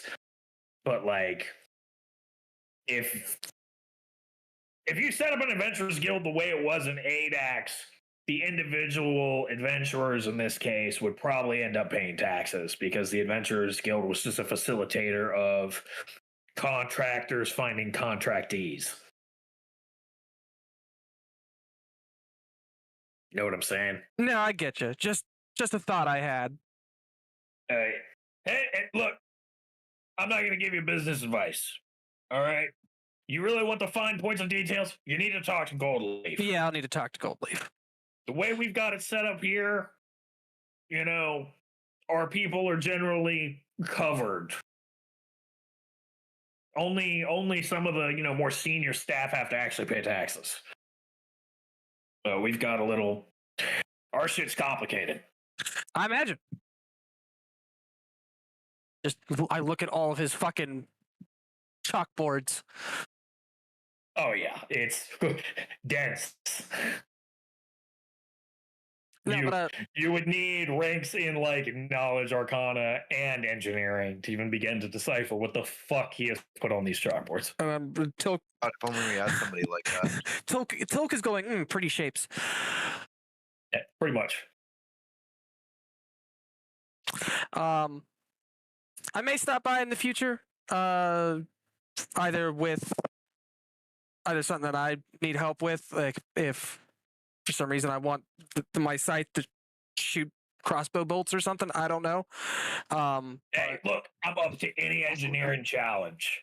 Just, you know, don't come by anytime. You know, obviously check with the front desk. Yeah. First, you know, I'm a busy guy, but you know, I can make time for you, assuming there's nothing too pressing. No, absolutely. That's why I was hoping that you'd have the time to spare, and I feel like I've taken up a lot of your time, and I imagine you'd like to get back to your lovely wife.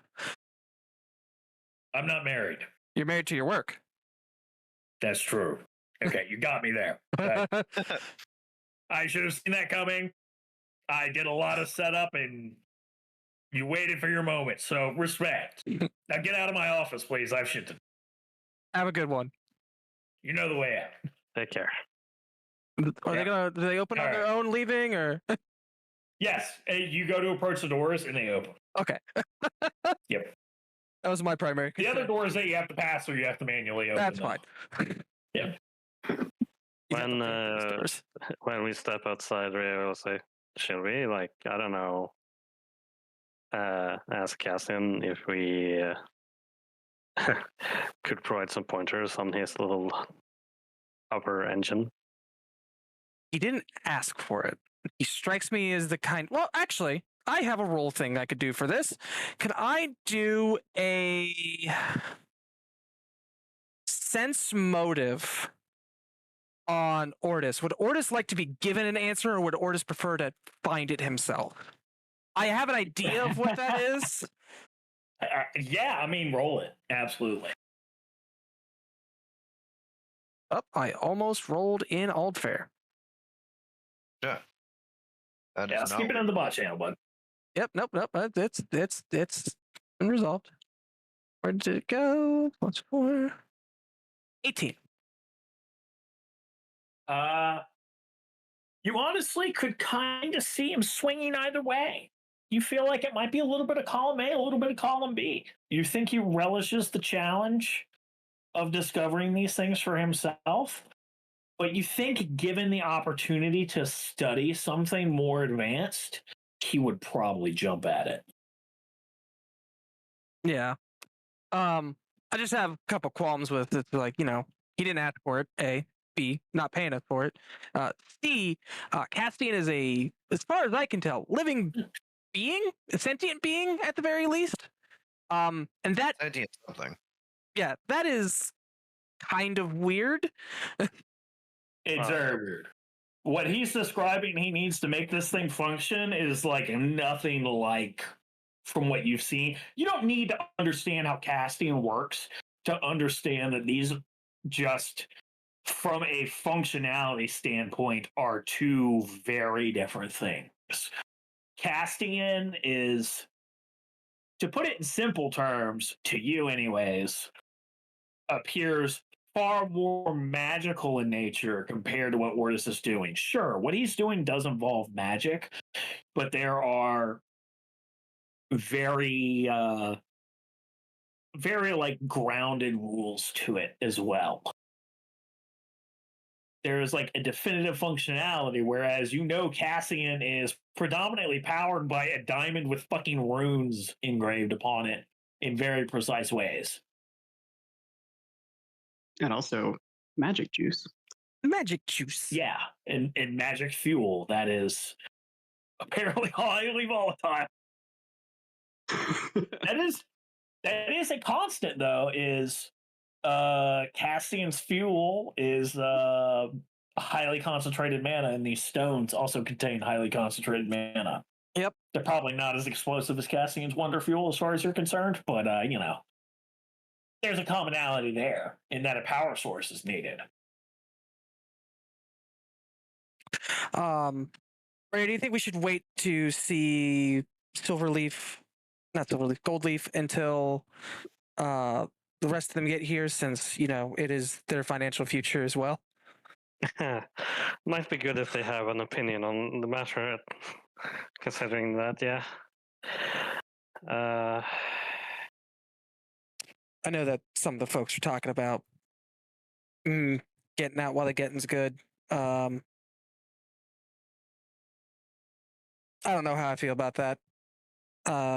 Personally, I'd like to stay, put down roots, but I understand if we're cosmically needed elsewhere, but I have qualms with that at the moment. Well, as for now, we don't really have a haven to stay in if we went out, so we might as well stick around here and just do, well, our contracted mercenary work as we figure out what the deal is with whatever the hell is going on with us and everything.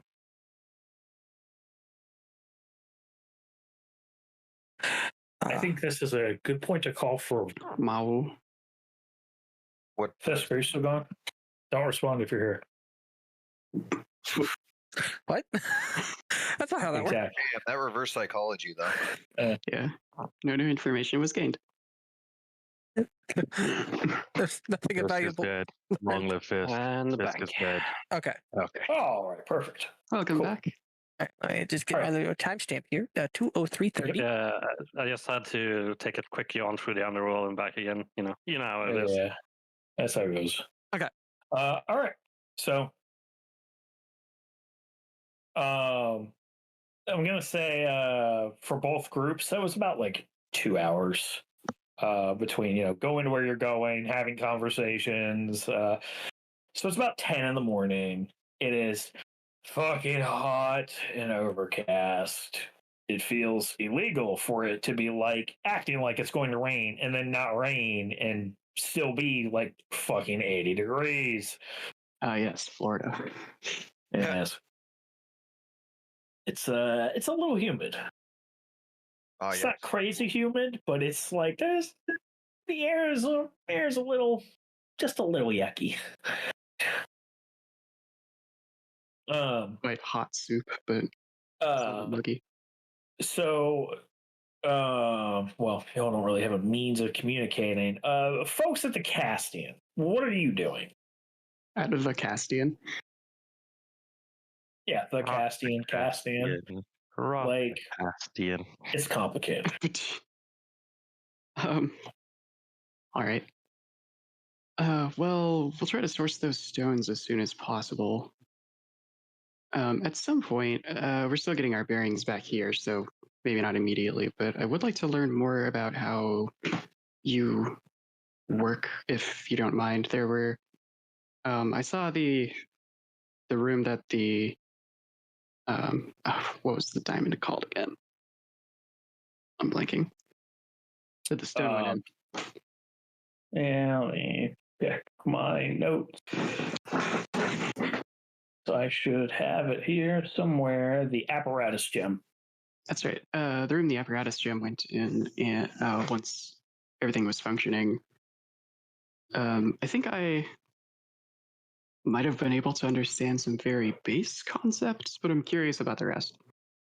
And it would also be good in case you get attacked again or something that, we know a little more. That depends on what you're curious about.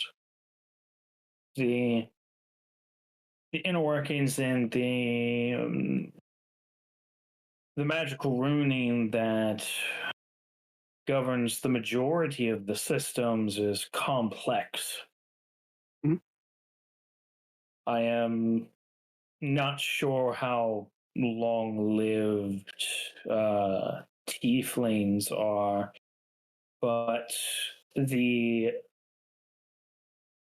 folk that crafted me and these runes were centuries old with significant experience. I could explain the basics, but teaching you this type of magic would be, I wouldn't say impossible, but it would take an immense amount of time. Well, maybe it's something we could look into later and just try. Given our mythic abilities, some things may be a little easier to pick up than expected.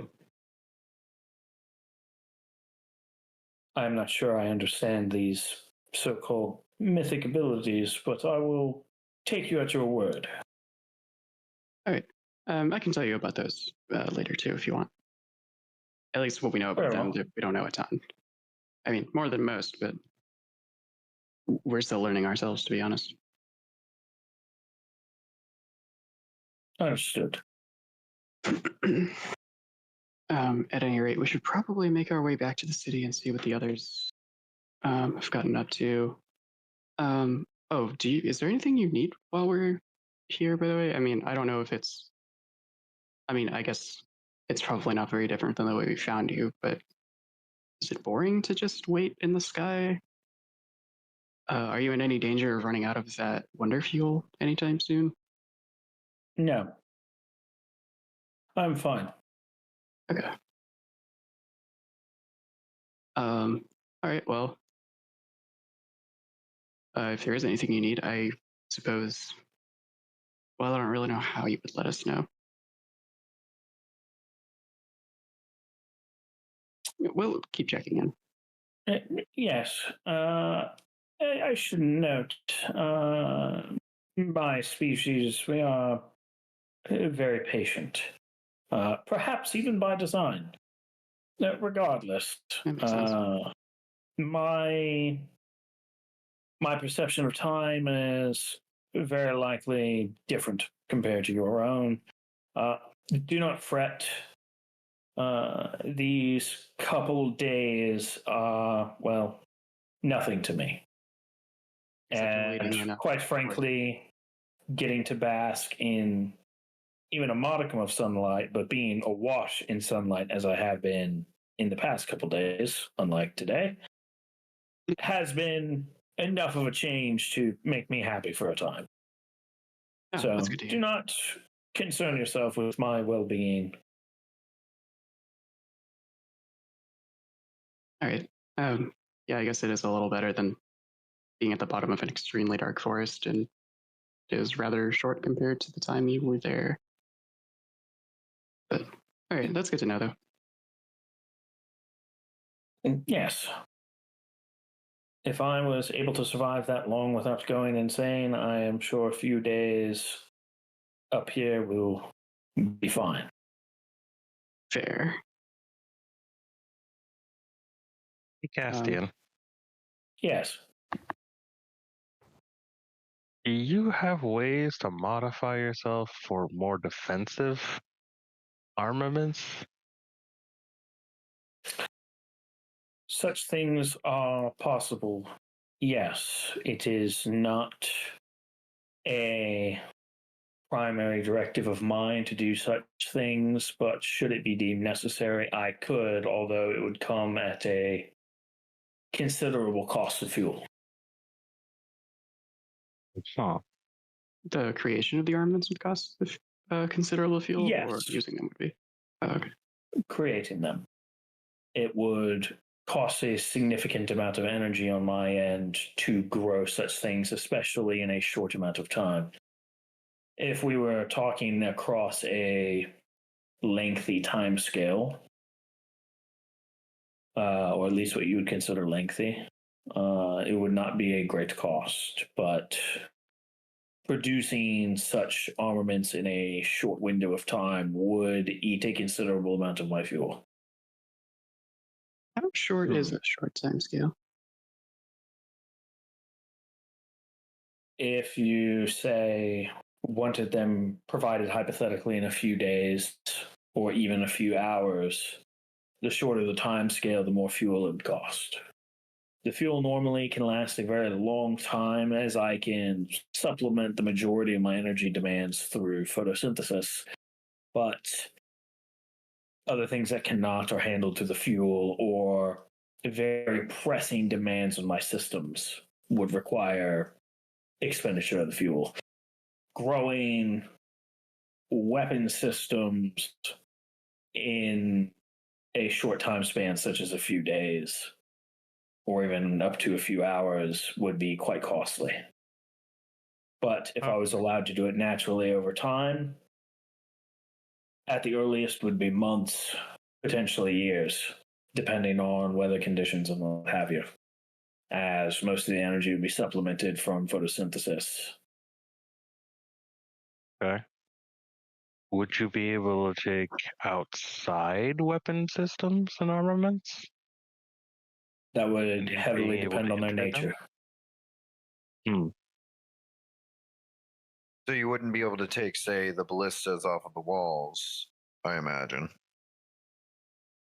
I might be able to. From what I could tell, they were significantly constructed out of wood. But it's hard to say for sure without closer inspection on my own. Ultimately, it boils down to biocompatibility. Makes a note in Notepad. What kinds of weapon systems can you grow? Generally, energy-based. The main combat weapons that were utilized on trees, such as myself, would have been essentially light rays. Extremely long range. Well, they were called cannons, but in some cases were referred to as lances. But firing concentrated beams of light over significant distances. Fascinating. I assume the scale of distance for a ship like yourself can be rather large. It already is Yes. pretty big for watercraft, as far as I know. Yes. For notable accuracy, I can effectively, well, hypothetically, I've never had a weapon system installed, but from my information on other models, they could, with reasonable accuracy, hit targets up to 3 times their sensor range. Oh. So if you had, say, a spotter, you'd be able to extend your effective range. Depending on the information the spotter is providing me. For context, you would recall their sensor range is about 10 miles. Yeah. So they're saying they can shoot fairly accurately up to 30 miles if they were to have one of these weapons, hypothetically. Yeah. That's like, if I'm not mistaken, like real life naval ranges, which are insane. Yeah. I mean, this is functionally a fucking spaceship. Yeah. Yeah. You gotta be able to reach really far for spaceship weapons. Range is king. Yeah. I mean, that applies to a lot of things. I wonder if it might be a good idea to start growing a weapon at the longer time frame, just so that if something is needed at some point in the future, it's there. I suppose would having a weapon make you worse in some other capacity? Not particularly. Growing such a thing in a short span of time and then needing to have it fully charged would have a demand on my fuel. But given proper time to grow it and charge its battery, it would not be a huge demand. We can always make more fuel too. I mean, that obviously has its own requirement, but I suppose we don't have to decide immediately. It's not like it would be very bad luck if the dragon were to come and pick a fight with Castian in the next day or so.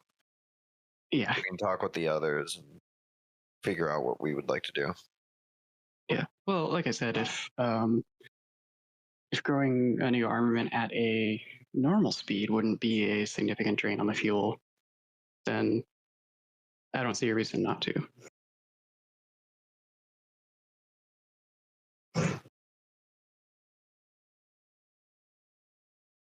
Unless you're more vulnerable during that process or something. I'm not particularly concerned with vulnerability.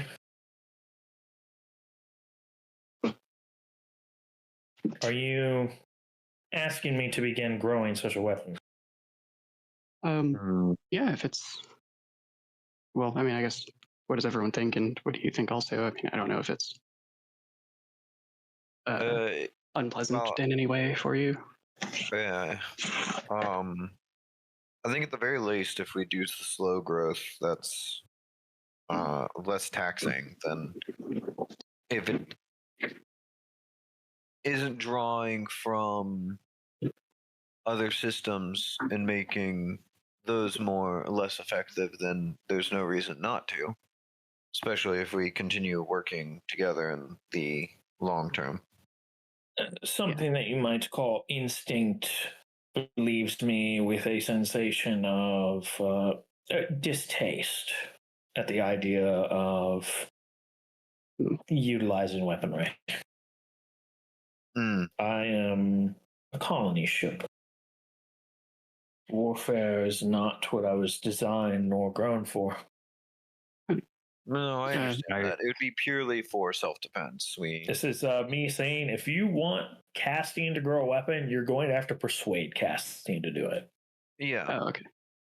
That's partly what Sveta's sort of doing now. Is the response is just, well, at least if you could, it brings you any solace. The only reason we'd want it is for self-defense. While that is understandable, it is technically against my My purpose for existing. Does that? I'm not sure exactly what goes into your creation or growth, but was danger that would require open for self-defense just not anticipated for your original mission? Or were there just usually others that could provide that role anyway? Most colony ships had the staff aboard that were considered suitable for defending the colonists within their own ability. Heavily arming ships that are meant for colonizing was deemed unnecessary as it extended growth times. And so, as part of that, we were also designed to be, one may say, more nurturing, more attentive to emotional balances and imbalances, as well as, some may say, philosophical. Yeah. I can understand that. What about attacks like the one that stranded you originally, though? A rarity, but a risk that is taken when colonizing.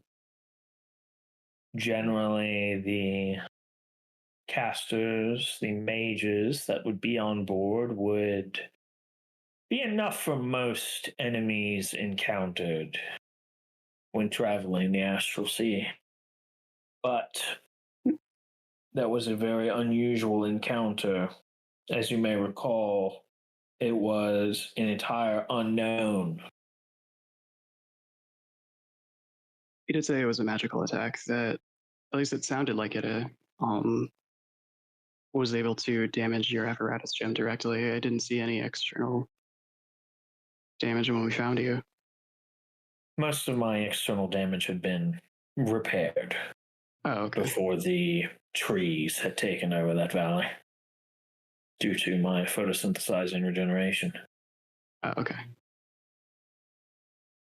Was it but yes, the attack was magical in nature. That is for sure. Definitely something to watch out for if we ever go to Astronaut. Absolutely. Glad to know it's a rarity, though. As I mentioned, the multiverse is large.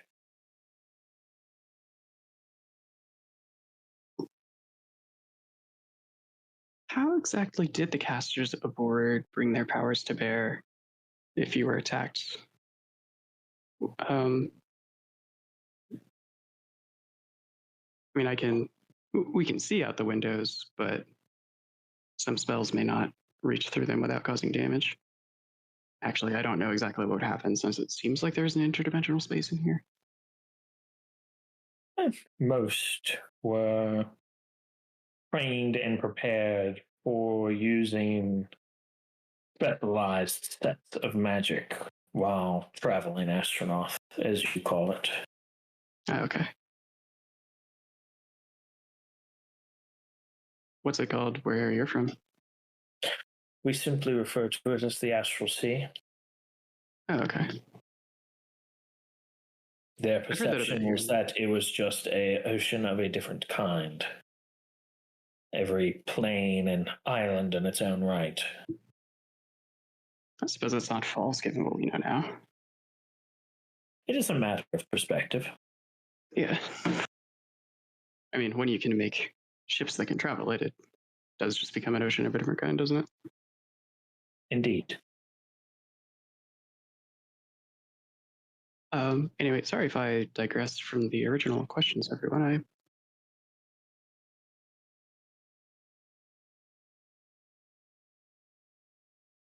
Oh, okay then. Is there anything else you require of me? Not at this time. It was just something for consideration. Very well.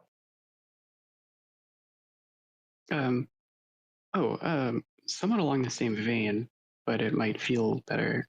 What about if your hull needed to be reinforced against damage? Is it already about at the limit that it could be? Or are you able to make that more durable to defend against different types of effects if needed? Should I find wood of a reasonable quality, it can be, as some would say, cannibalized for such purposes. Does that kind of have actual associations with cannibalism for someone like you, or is it fine? I am a tree, and I find the idea of killing other trees for my own strength to be distasteful. So, yes, in a sense, I would view it as something akin to cannibalism. Okay, yeah, that's regardless of species.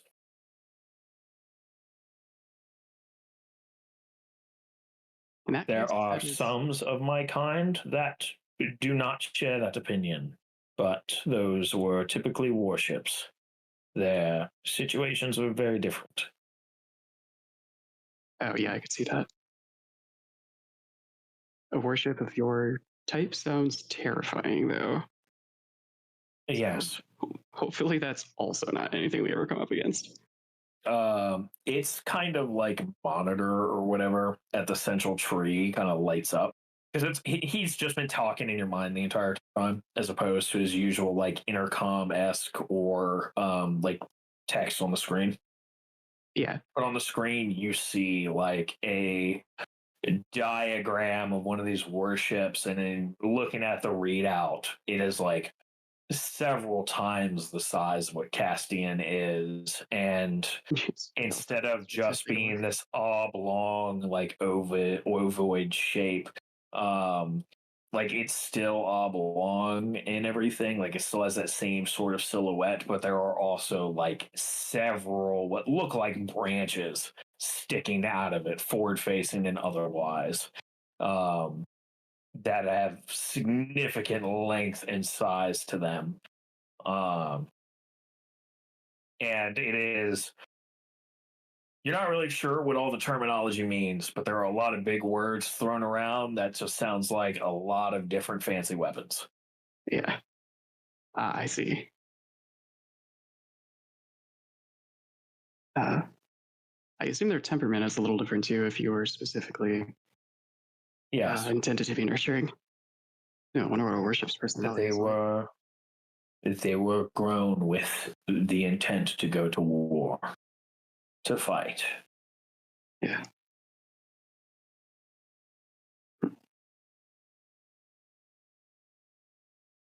You spend several centuries being tended to and taught and prepared, effectively groomed for a role. You tend to shape yourself around that. That makes sense. I can't imagine what that would be like. For war, at least, it doesn't sound... Well, it doesn't sound like a life I would want, at least. To be a predator as a tree is to become, in a sense, a monster. That's at least how I and others of my class tend to see it. Yeah. It is rare for ships of my class, well, trees of my class, to be able to, for example, draw nutrients from the dead, to drink of lifeblood and convert it into energy. But this is common for their classification. I see. Does that include just rotting matter like more mundane plants are able to consume, or is that? It certainly can. Yeah, is that? I suppose it's different if it's something that you killed yourself as a tree rather than something that's just a normal part of the environment. It is a very animalistic behavior that most of us find disturbing. Understandable. We have. I don't know if they ever made it to the wood beyond the world, but there are creatures called vampires among the living peoples down here. I say down here, but in here, I suppose. They have a connection to Izta's realm. And there are several different kinds. I only know so much about them, but they feed on the life force of other people. It's a curse that falls upon previously living people that causes them to become undead. From what we've seen, it seems like they lose at least some of themselves along the way. I believe all of them feed on blood in particular. There's actually at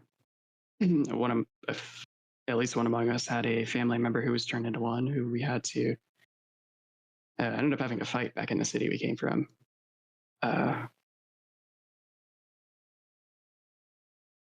And there's another we've been searching for actually here in this city that can steal and wear the skins of others to act as a shapeshifter and hide among the populace, though needs and seems to delight in killing people to steal their appearance.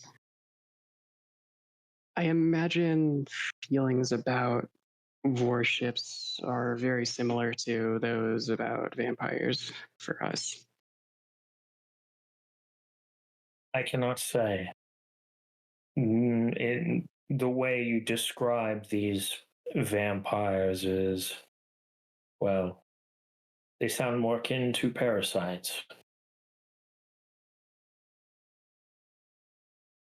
The warships are more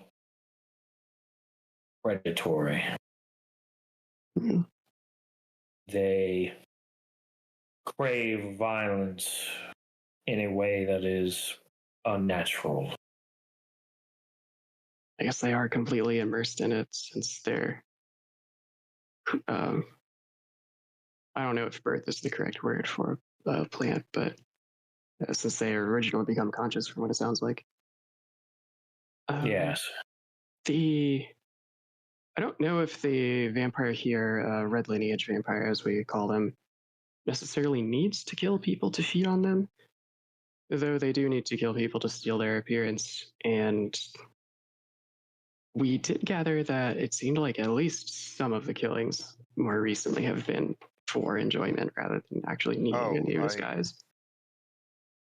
Actually, I determined pretty quickly that it was doing it out of enjoyment rather than necessity. Oh, okay. I can't remember how recent of a revelation that was. Yeah, that was out of character. That happened during examining the first corpse.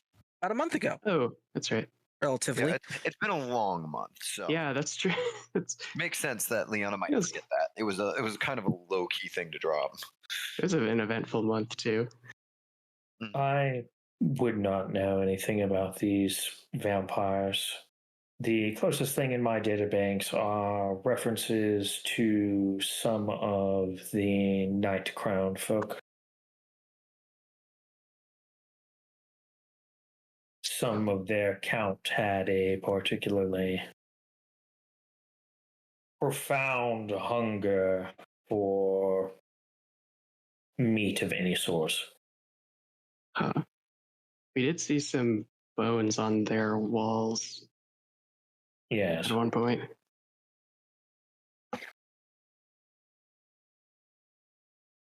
So that definitely goes with what we know about them.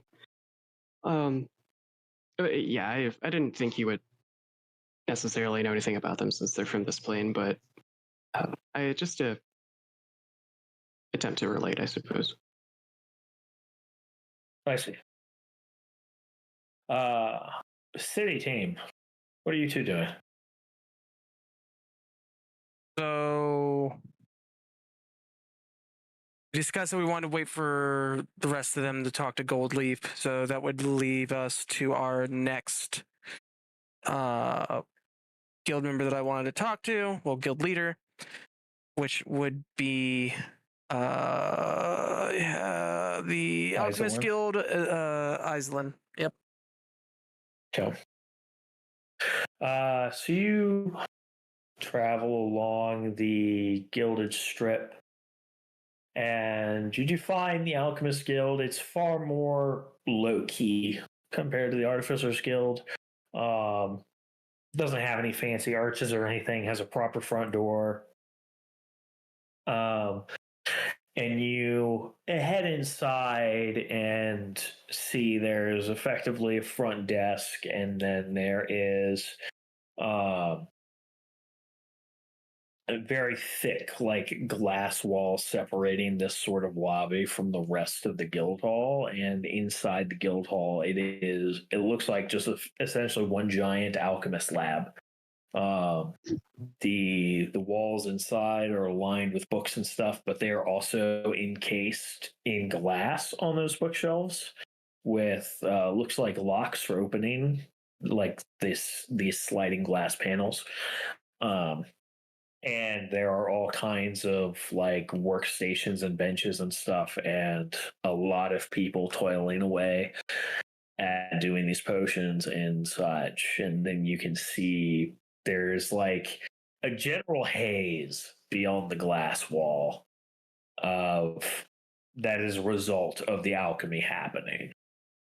But in the lobby behind the desk is a human man. He's sitting there scribbling away at a book, comparing with a sheet of parchment he has in his hand. And he looks up and goes, "Oh, hello. Hello. What can I do for you?" Are we able to speak to Guildmaster Iselin? Maybe. Do you have like a? Does she know you're coming? No, it'd be more to set up a meeting. If you could tell her that Toke Sloven would like to speak to her. Toke Sloven, okay. Yeah, sure. Just he pauses for a second, looks at you, looks at Rhea, back at you, back at Rhea. Wait a minute. Don't I? I do. Wait a minute. You're not fucking shapeshifters, are you? No. No. You can trust High Hand on that. He made sure to inspect us with sword at the ready. So I take it the news of your deaths were greatly exaggerated? You beat me to it. I see. Right. Okay. Just give me a minute. I'll be right back. And he gets up and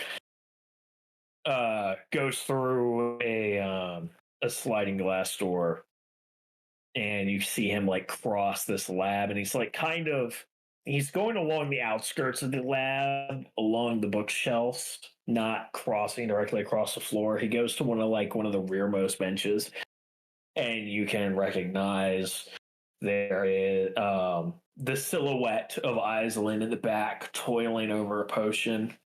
She pauses, looks across the lab, sees the two of you standing there through the glass wall, and she kind of sets her stuff down and follows him back and comes out into the lobby. And she pulls this pair of goggles from her eyes and lets them rest on her forehead. Wipes her hands on her apron. Oh, well, it's been a while. It has. And it's very I have questions, but I imagine you've probably explained more times than you care, so I will spare you. Funny enough, I'll probably have to explain it a couple more times, but I am interested to know your questions later. I came in to see how everything was going and how you all have been doing since our 4 years of not being here. I apologize for that. Oh, it's, it is what it is. I mean, we've been getting along. We've been doing good work. Most of our time is dedicated to making sure that any potential diseases and stuff are controlled. We mostly play apothecary these days. Just making sure the people stay fit and healthy. Handle a lot of things of that nature. We're not as funded as the Artificers Guild is, especially in terms of research. But that's fine. It's good to know that we are still fulfilling a very critical role in the city. Is there anything that I guess we're not technically called adventurers, would be called mercenaries at this point, Ray? That's the common term? Yes. Yes.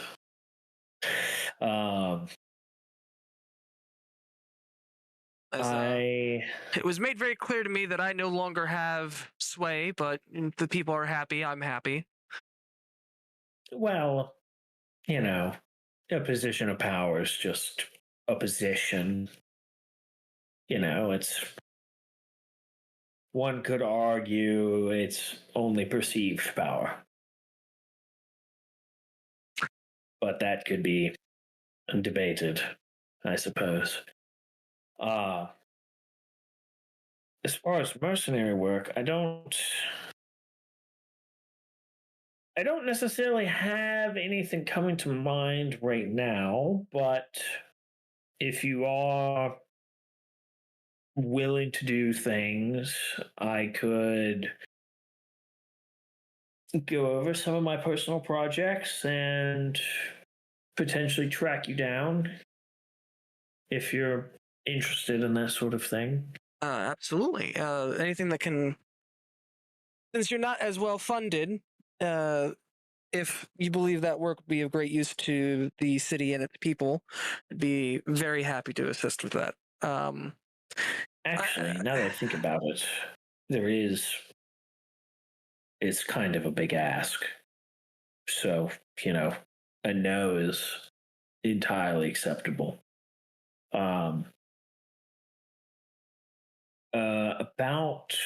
I think it was about 8 months ago now, I occasionally get little bits of reports here and there from things spotted outside the city that might be of interest to me. I have, friends here and there, you could say. Yeah. There was a curious bird that was identified. Or, well, when I say identified, it's doing a lot of lifting. If the description is accurate, and my interpretation of the description is accurate, I have reason to believe that there might be a phoenix nesting somewhere in the region. I would be willing to pay a very hefty amount of coin for a feather. Or even just a cup of ashes. That would be a very powerful reagent. I actually am wanting to study it.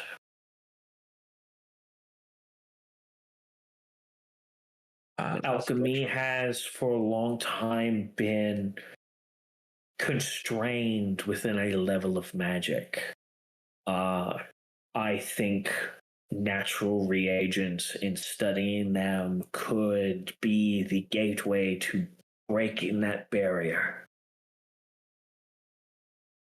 I think we can get there. I just need something significantly powerful enough to study. And if it's true there is a phoenix in the region, that could be my ticket to doing that. I mean, absolutely. I'd like to see one, to be honest. I don't know if it's a magical creature, from my understanding. I don't know if it can be reasoned with. They are, from what I understand, and I've only read this. They are intelligent. I don't know if they speak though. They are generally well-tempered, from what I've read, although fiercely protective and defensive. And obviously very well attuned to fire. So, be careful. Yep. But that's about where my knowledge ends. Other than, of course, they have a tendency to turn to ash when they die, and then are reborn from said ashes. Did you get word of what direction that you saw it in? The description was vague. It was west to, with a slight bearing northwest, potentially. However, they are large birds. They could have a very significant territory. It's hard to say how far away from their nests they do fly. I unfortunately don't have that level of knowledge. But it's not close by. It would be nesting somewhere up off the ground, almost certainly. We are aware that there is a significant mountain range to the west, so maybe in that direction. Seems like a fair start. But how are you faring? If I remember correctly, you were I don't know if saying a member of the afflicted. How has that been on full moons? I have been alleviated of that business, thankfully. So I am cured, I believe would be the proper term.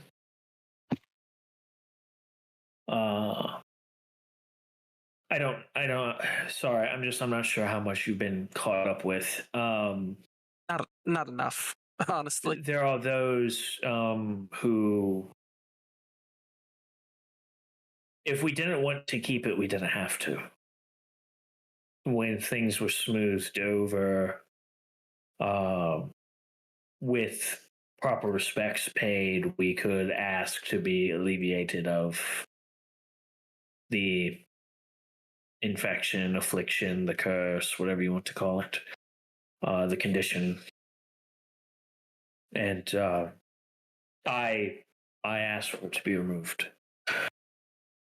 It was a very unpleasant experience that I do not wish to relive ever again outside of my nightmares. Understood. But otherwise, I'm doing well. Understood. And I apologize for not sorting that out. And No, don't. Who could have known those people would have done what they did? I mean, insanity, irrational, madness. None of us could have known. Attempting to assassinate the queen at the time was one thing, but doing what they did and us having no knowledge of this condition, I mean, nobody can truly fault you or the rest of the council, for that matter, for not immediately devising an answer. Speaking of the Queen, the Queen's Rest, is that holiday still celebrated? Oh yes, of course. Okay. Absolutely. Yes. And then another question: are there technically 4 queens now? When I talked to Marlowe. No. Okay. No. What is the title that they have? Consort. Gotcha. Yes. Well, it was a weird sight, but I personally do not quite understand the dynamic myself. It is unusual.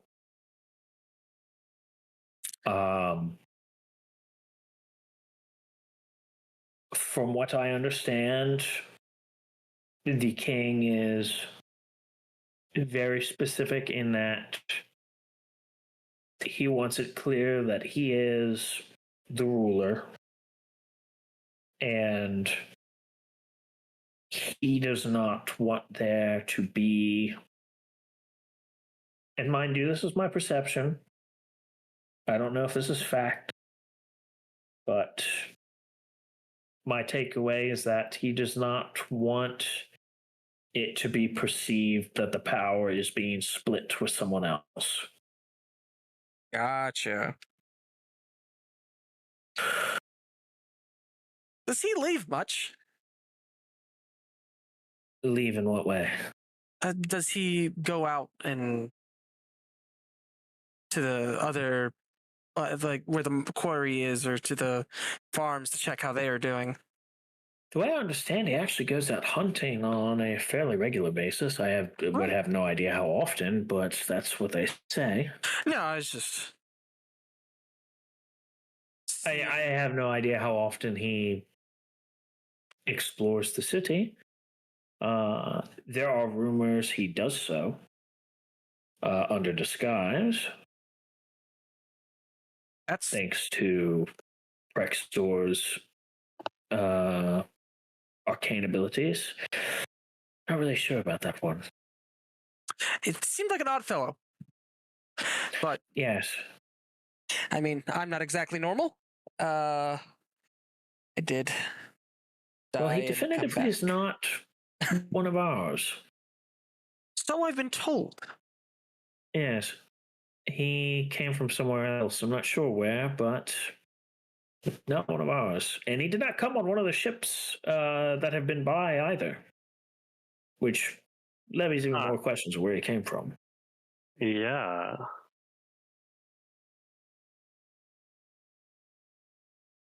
He's not from the Dominion. No, and he did not come on the drow ships. He's, I don't know, a lone agent, a wanderer. I don't know.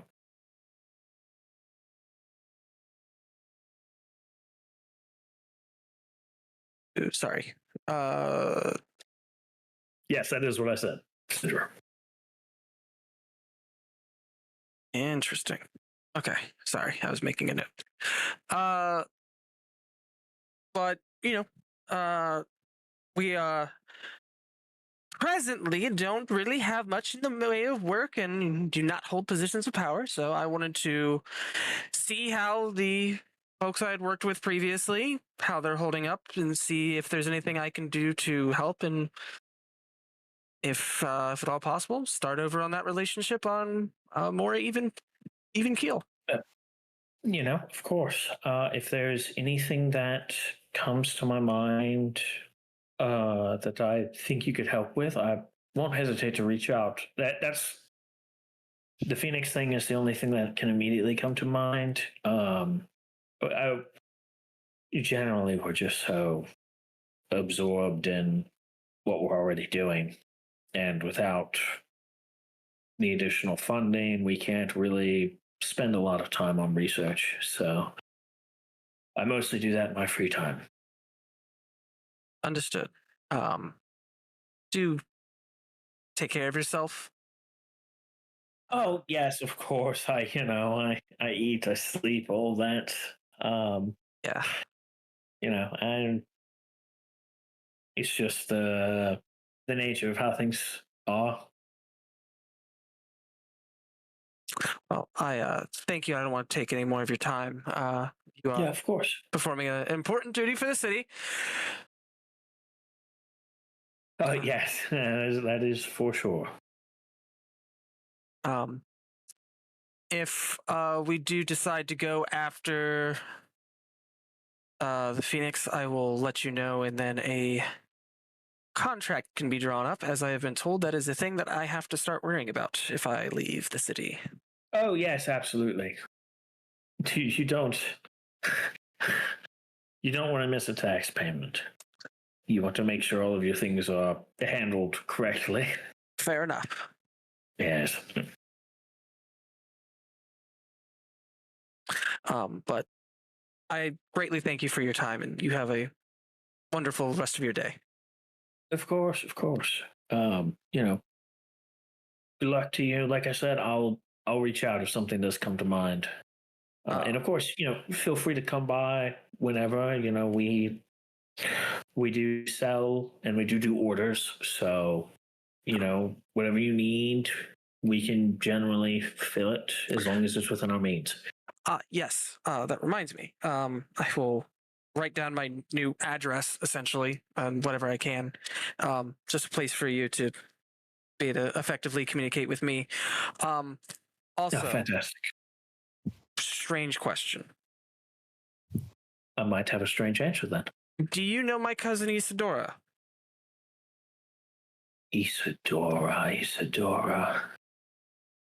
Oh, she's your. Oh, of course she is. Yes, I am familiar. So, based on your reaction, I assume nothing but the brightest things will come of this next question. What is she up to? Last I heard, she was a recovering addict. That's about all I know, I'm afraid. I've not seen her in a few months.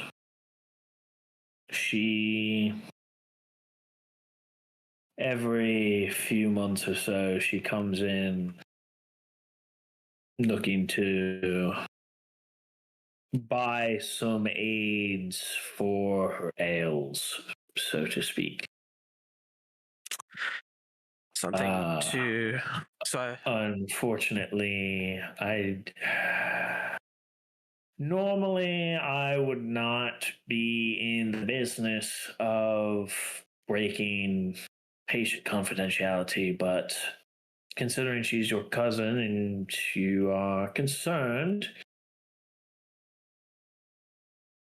she, back in ADAX, from my understanding, assuming she's been fully honest with me, had a pretty severe addiction to what was referred to as sapphire dust.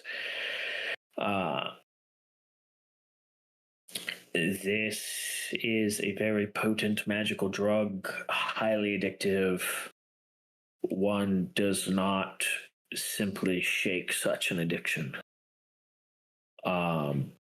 It is, some refer to it as the blue haunting. Because even after years have gone by, you can still have the craving for it, as if you were freshly weaned off of it. It is a magical addiction that never goes away. To be free of it is to constantly fight against the desire to have it. And,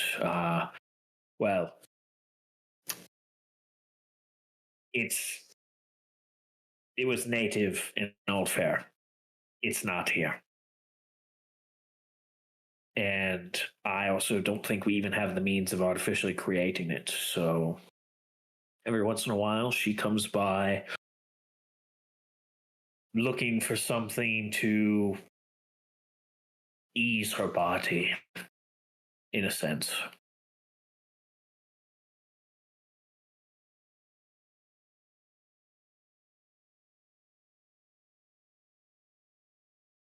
You know, if you have further questions about that, I can do my best to answer them. But no, this is something that I will have to discuss with her at some point. I've only been in the city for a little over a day. I have yet to be able to get to her because I'm still trying to find out where she lives.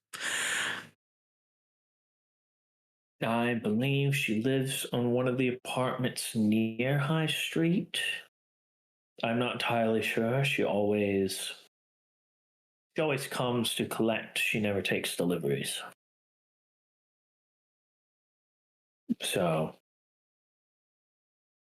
I'm not sure her exact address, but from what I understand, she's still sitting on a hefty sum of wealth that was brought with.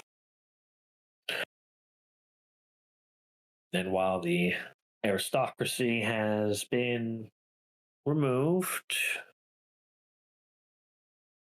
I am not under the impression she's actively working. Understood. Again, thank you for your time. Of course.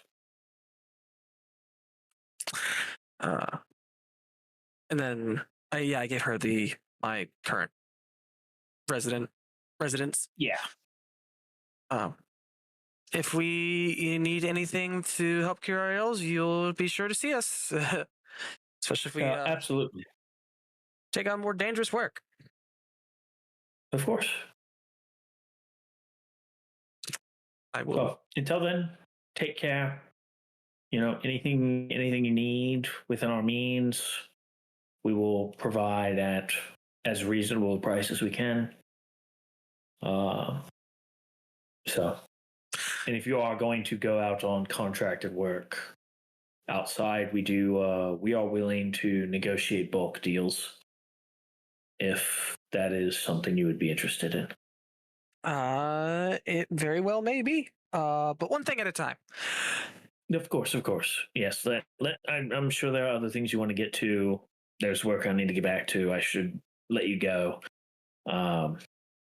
Maybe we'll catch up another time and I can ask some of those questions on your own timetable. Absolutely. It'd be more on your timetable. You're the busy one. I'm. Yes, well, I'm sure you're getting swamped in these kinds of questions, so I'm not going to further swamp you. All right. Until next time, and she will kind of awkwardly, kind of sort of bowish a little bit, kind of unsure what to do with herself. Like, how do you address a former king? Like, I wasn't really socially prepared for this. Silk will just wave. Yeah, King who died. Yeah, she'll awkwardly shuffle off and go back into the work area. I am happy to know that a number of these I'm just marking as alive and not, unknown or potentially dead. Just going through marking that. Yeah. I mean, you were pretty definitively dead. I'm referring to our contacts and our at this point job network. Yeah, they thought you were definitively dead. Well, fate's weird like that. That's true. I will, as we are leaving, I will look to Rhea. It's like, so he can disguise himself. I don't like that. Bit paranoid, but who am I it's to not judge? Exactly a thing that filled me with joy to learn. Nope.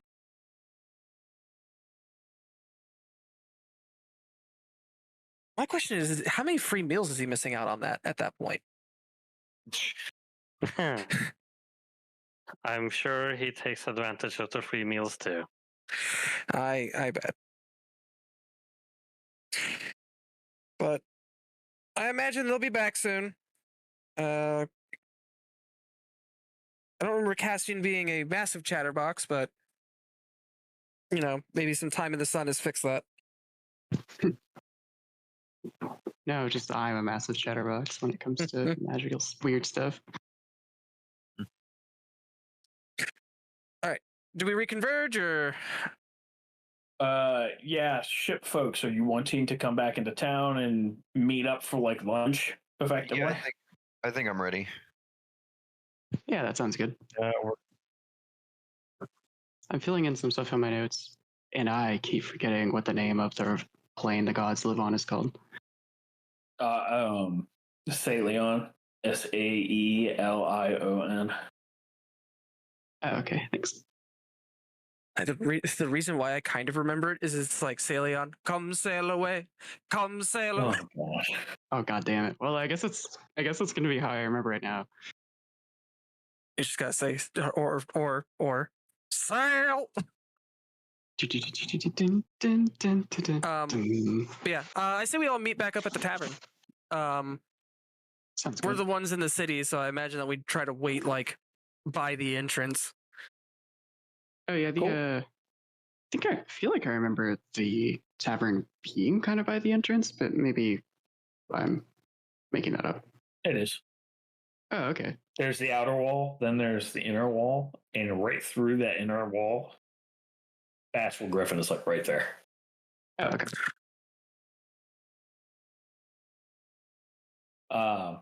So the two of you are standing outside the Bashful Griffin waiting. There's a couple day drunkards that are passed out out front. There are several tiger dogs lingering. One of them is brazen enough to come up to the two of you and then shove its muzzle into your hands and sniffs, realizes you don't have food, and goes on about its business. Like fucks off. Yep. Damn, bro. I don't know if those things annoy me or delight me with how adorable they are.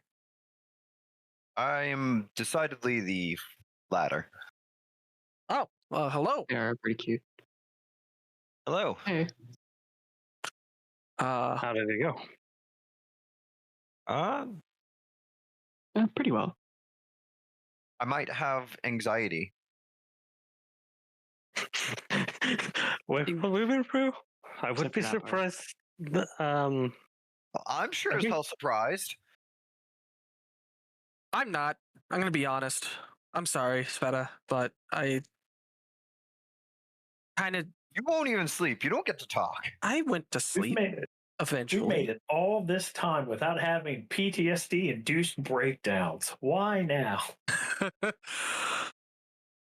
I'm still not convinced it's anxiety, but I'm taking it under advisement. Well, you can't make something better until you admit it's a problem. Listen, I'm going to prove something with watching me from the astral, and everything will be fine. It is all warranted. That seems like an... no, never mind. I'm not one to talk. Pot. I'm pot today, your kettle. Speaking of paranoia inducing stuff. Well, let's get a seat before we discuss that out in the open. Yeah, sure. I mean, if it's about paranoia, is it something we want to discuss in the open at all? No, it's not. And Tilk will just have a big smile on his face. Mm-hmm. But that's what anxiety looks like. Indeed. But did find potential track for some work because I talked to the guilds today. We'll sit down and discuss that. Nice. Yeah, you go into the Bashful Griffin. It's not really busy. The peak hours are like kind of around just before sunset, it would seem. There are a couple people having lunch inside, but there's plenty of room at the comedically long table for you to like sit without anybody being remotely close to you. And there's a couple more tiger dogs that are enjoying the shade inside. You do notice it is like kind of cooler in here. And you do realize, like, the way the ceiling has been done, it looks like there is some kind of special ventilation that's been done with the alchemicrete, so that it seems the hot air more easily flows out. Neat. Tilk will order the wraps, and he will repeat his favorite statement: "Make it hurt." Yeah, y'all know the deal. It's 5 silver for a meal here. Whoop. Yeah. Well, I'm glad you found work for us, because we definitely should not keep eating like this until we have some of that. Well, both of them will kind of require Castian's assistance. All right. Well, we have that. Yeah. Castian's doing great, actually, especially with the sunlight now. Well, that's good to hear. One of them is tracking down a phoenix and getting potentially either feathers or a feather or ashes. That sounds incredibly dangerous. Is there anything that we're going to do that isn't incredibly dangerous? I mean, I don't know. What's the other thing? The other thing is we go to the southeast towards a mountain that has perpetual lightning storms, grab very volatile lightning rocks and rocks that potentially rocks that float. Of course. Cool. Why? Because based on what the two guilds they need, well, one guild, no, both of these are actually personal projects technically. But which guilds are asking, I suppose? Well, both Isolin and Ordis are fine. Ordis is exuberantly happy with how everything's going out. He is making a floating cart made of steel or iron. Oh, like they had an Adex. I guess. You see a lot of things when you have to go all the way. They had very early prototypes in ADAX that were very rare, but they generally required they still required to be horse-drawn or pushed. They were glorified floating discs that didn't require you to cast a spell every couple hours. Yeah. Yeah, I just figure Sveta might have caught sight of one in her very long boots. But yeah. Mm-hmm. He's declaring it the future of travel and needs more of these rocks. Whereas Isolin, they are currently inundated in making sure that the populace is staying healthy, because I mean they're the only source of really any conventional healing. They're more apothecaries than alchemists at this point. But she is working on a number of personal projects, and she believes that alchemy can make leaps and bounds if she can untether alchemy from the need of magical casting of and more, I guess, potent regents, such as a phoenix feather or a cup of its ashes. Oh, okay. Well, one of those is a little bit more humane to retrieve than the other, unless your timing is just really good, I guess.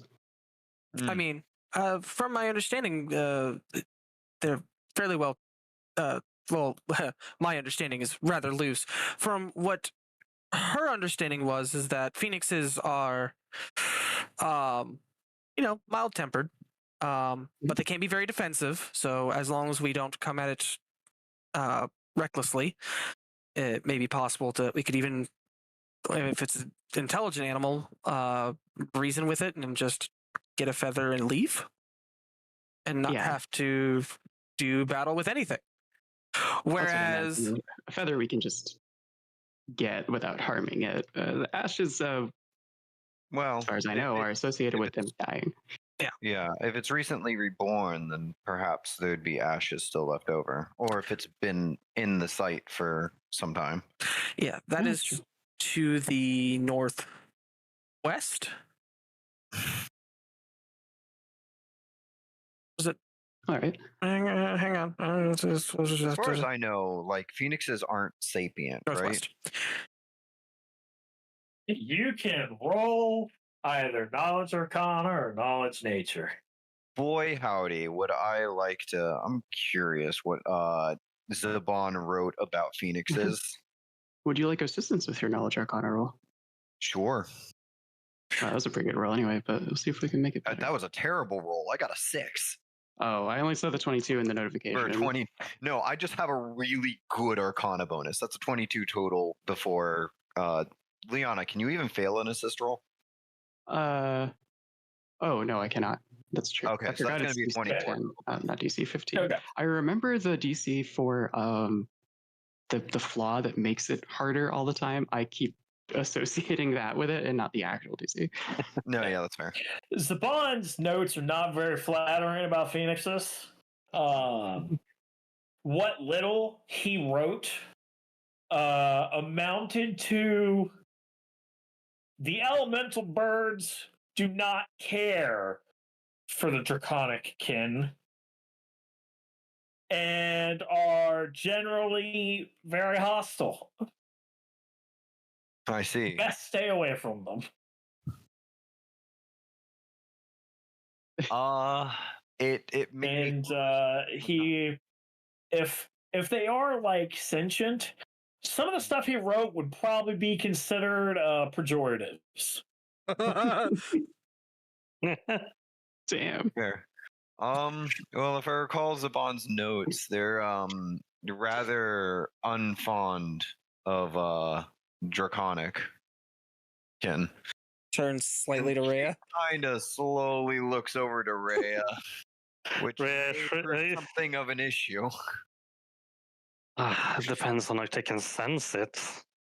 Yeah, it's a little hard to tell at a glance, to be fair, so it might be fine. It's a magical firebird. It might. Yeah. They may or may not be sapients. I'm gonna be honest. What I read from Zaban's notes was not for polite company. Oh. If they are sapient, what language would they speak, or at least understand? Oh, I know 3. I guess I would assume they speak languages associated with elemental planes. I imagine they probably speak Aran, or at the very least, Ignan. Well, that's not any on my list. Being fire elemental aligned birds. Yeah. Actually, speaking of the Alchemist Guild, maybe I should pay a visit about my radiation sickness. Ooh. Or the remnants thereof, I suppose. That might be something you do want to talk to them about. The slight issue with that is that will likely cost you money. I mean, don't we? I'm not like messing with my out of character. I'm not. My finances aren't incorrect. We're kind of loaded right now, aren't we? I'm not. You have. We have a liquidator. I have 13 GP, 2 EP, 2 Electrum, 32 silver, and 186 copper. You have Electrum? We found loot. Sure. Wait, when did we find Electrum? I don't remember. I think you got it off the Tiefling bandits that you fought as your first combat. That was so long ago. Yeah. I wrote it down. In the olden days. Oh my god. That is the only money y'all have ended up with. That's what you're living off of. Any levels. Yeah, there was mostly copper too. I've got 168 copper. There's so much. Yeah, listeners, if you don't recall the episode where we talked about things that happened, their first combat was a pair of Tiefling bandits that they fought. It did not. That's the money they've been living off of this entire time. They haven't gotten any other money any other ways. Yeah, we weren't exactly paid for our apprenticeships in ADAX, but we also had a lot of stuff provided for us, so that was fine. Yeah, and they fought those bandits as level 0 commoners, effectively. Well, technically level 1 commoners, but they didn't have actual proper class levels. So it was literally a fight for their lives, and that money has been carrying them for a while. It was before we got our mythic rank, too. It was like one of the first encounters. Yeah, it was the first encounter. Yeah, it was the first combat encounter, at least. Unless you count escaping from Violet Maple. I mean, I don't really count that. It wouldn't have really been combat if we had attempted it. Either way, that was lost of time. Let's not think about it. It makes me sad. Yeah, that's fair. Well, we also have 1,500 GP of diamond dust, which I would like to hang on to for future spill reagents if needed, but Yeah, it is a liquidatable asset. I'd like to, if we can help it, not touch that. Yeah. And if we do have to touch it, let's liquidate small amounts of it. Yeah, agreed. I mean, you can most certainly talk to either the Alchemist Guild or the Artificers Guild. I didn't ask if there was a demand for such a thing. Kind of didn't really register in my brain because that's my primary reason for showing up there was to see how they were doing. Second reason was to see if we could get work. Third one was to see what the word is around town. Yeah. It sounds like you got a lot of that, actually. Yeah. On the bright side, I was recognized, so they do remember us. We didn't just fade into obscurity. Okay, that's good. That would have been a little embarrassing. I hope they remember our names in a good light. Sounds like everyone's friendly so far? Yes. If you're offering work. Yeah, okay. One more thing. When I was talking to Ortis, he said that we really need to talk to Goldleaf. Because if we were to leave and come back, when we leave, it's assumed that we're going on mercenary work. When we come back and as some time has passed, we're going to get taxed, and then we're going to get taxed at the end of the month. Apparently, we need to really talk to Goldleaf about like what that looks like and what our taxation is as citizens. So I wanted to wait for all of you to show up before we decided to do that. I mean, if it's going to happen whenever we leave and come back ever, yeah, we should probably learn about that. Admittedly, I have a lot on my plate today. So it may behoove me to be with you all in spirit. I have to get everything I need to get done by dusk. That's all well and good until something needs to be signed. Which, by the way, a lot of things here are done via contracts. If we accept work, we want it written down. That way, we can't get fucked. Well, perhaps so whoever hired us is taxed instead. Yes. Well, hopefully I can get the food I need for both possibly offering to Gorath just in a friendly manner and feeding myself for 24 hours. Talk to High Hand. Sure, Gorath has something you could eat. Like lion. Gorath dislikes cooked food. Anyway, then I need to do things with High Hand and Erstyle.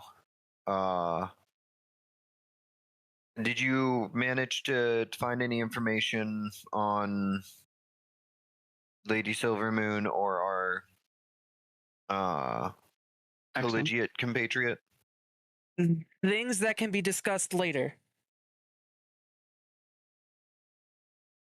Okay, so no. Are they doing okay? At least?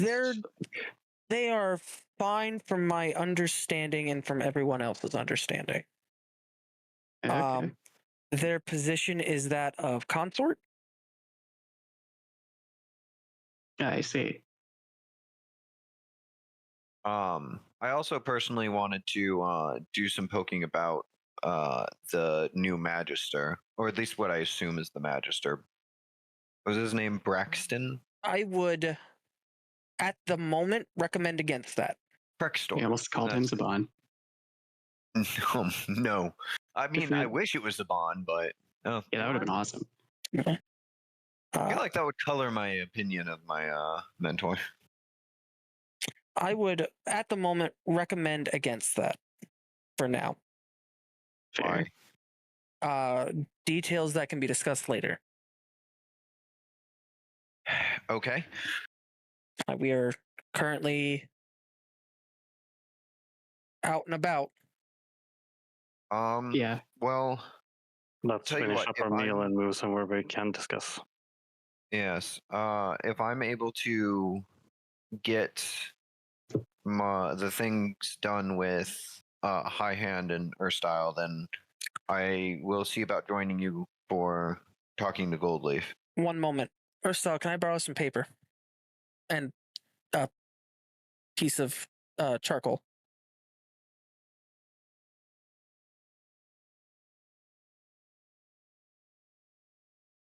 Ollie. He's dead. You lost him. I may have. Damn it, why does double Erstyle checking, disappear so often? The drug Tilk's cousin was addicted to is called sapphire dust. Yes. Yes. Okay, cool. I got that right. Okay. I started writing that entry a little late, and I wasn't sure if that was the correct name. I'm going to assume it's not problematic for me to get Yeah. a scrap of paper and some. He's got a whole ass notebook. Getting a sheet of paper and borrowing some charcoal or whatever is fine. If there is a problem, I have those things too. I will write down. Marlowe can disguise himself magically, and put it like in front of everybody. And then I'm going to eat the piece of paper. Oh, that's fun. Speaking of fun, how does that charcoal taste? Salty.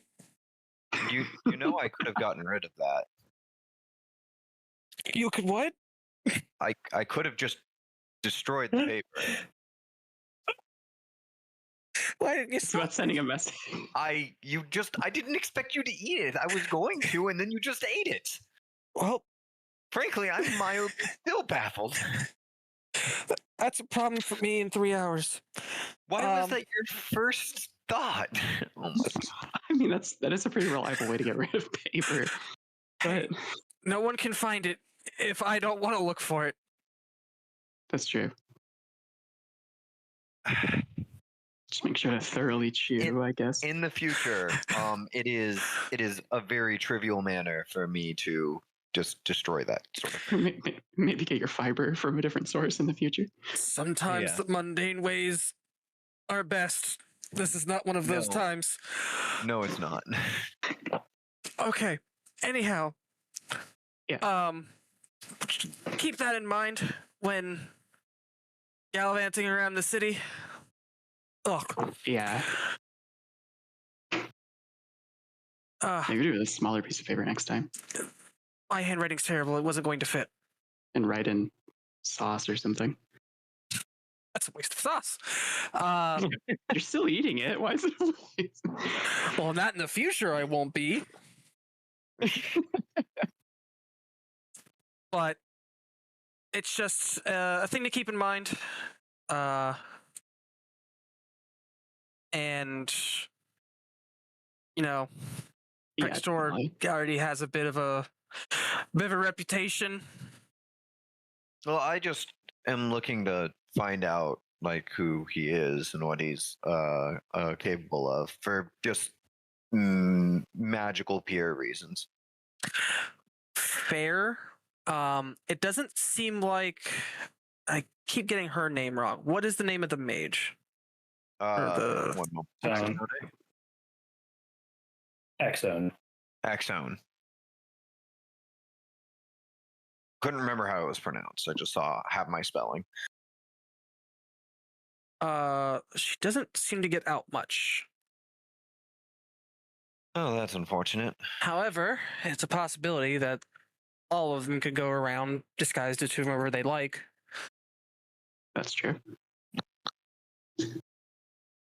That seems... I'm going to keep that thought to myself.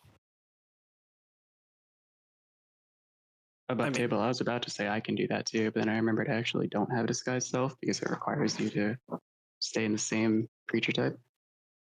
Oof. Yeah, that doesn't help you any. Yep. Yeah. I disguise myself as a different tiefling. Yeah.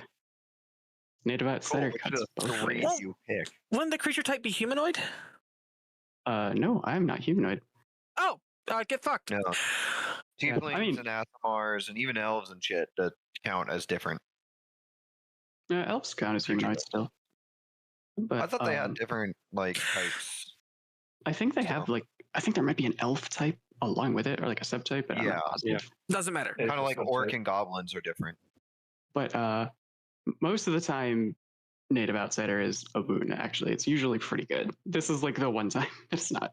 There's probably some other buffs too, but literally being an illusion specialist and not being able to cast Disguise Self on myself and have it do something is a little weird.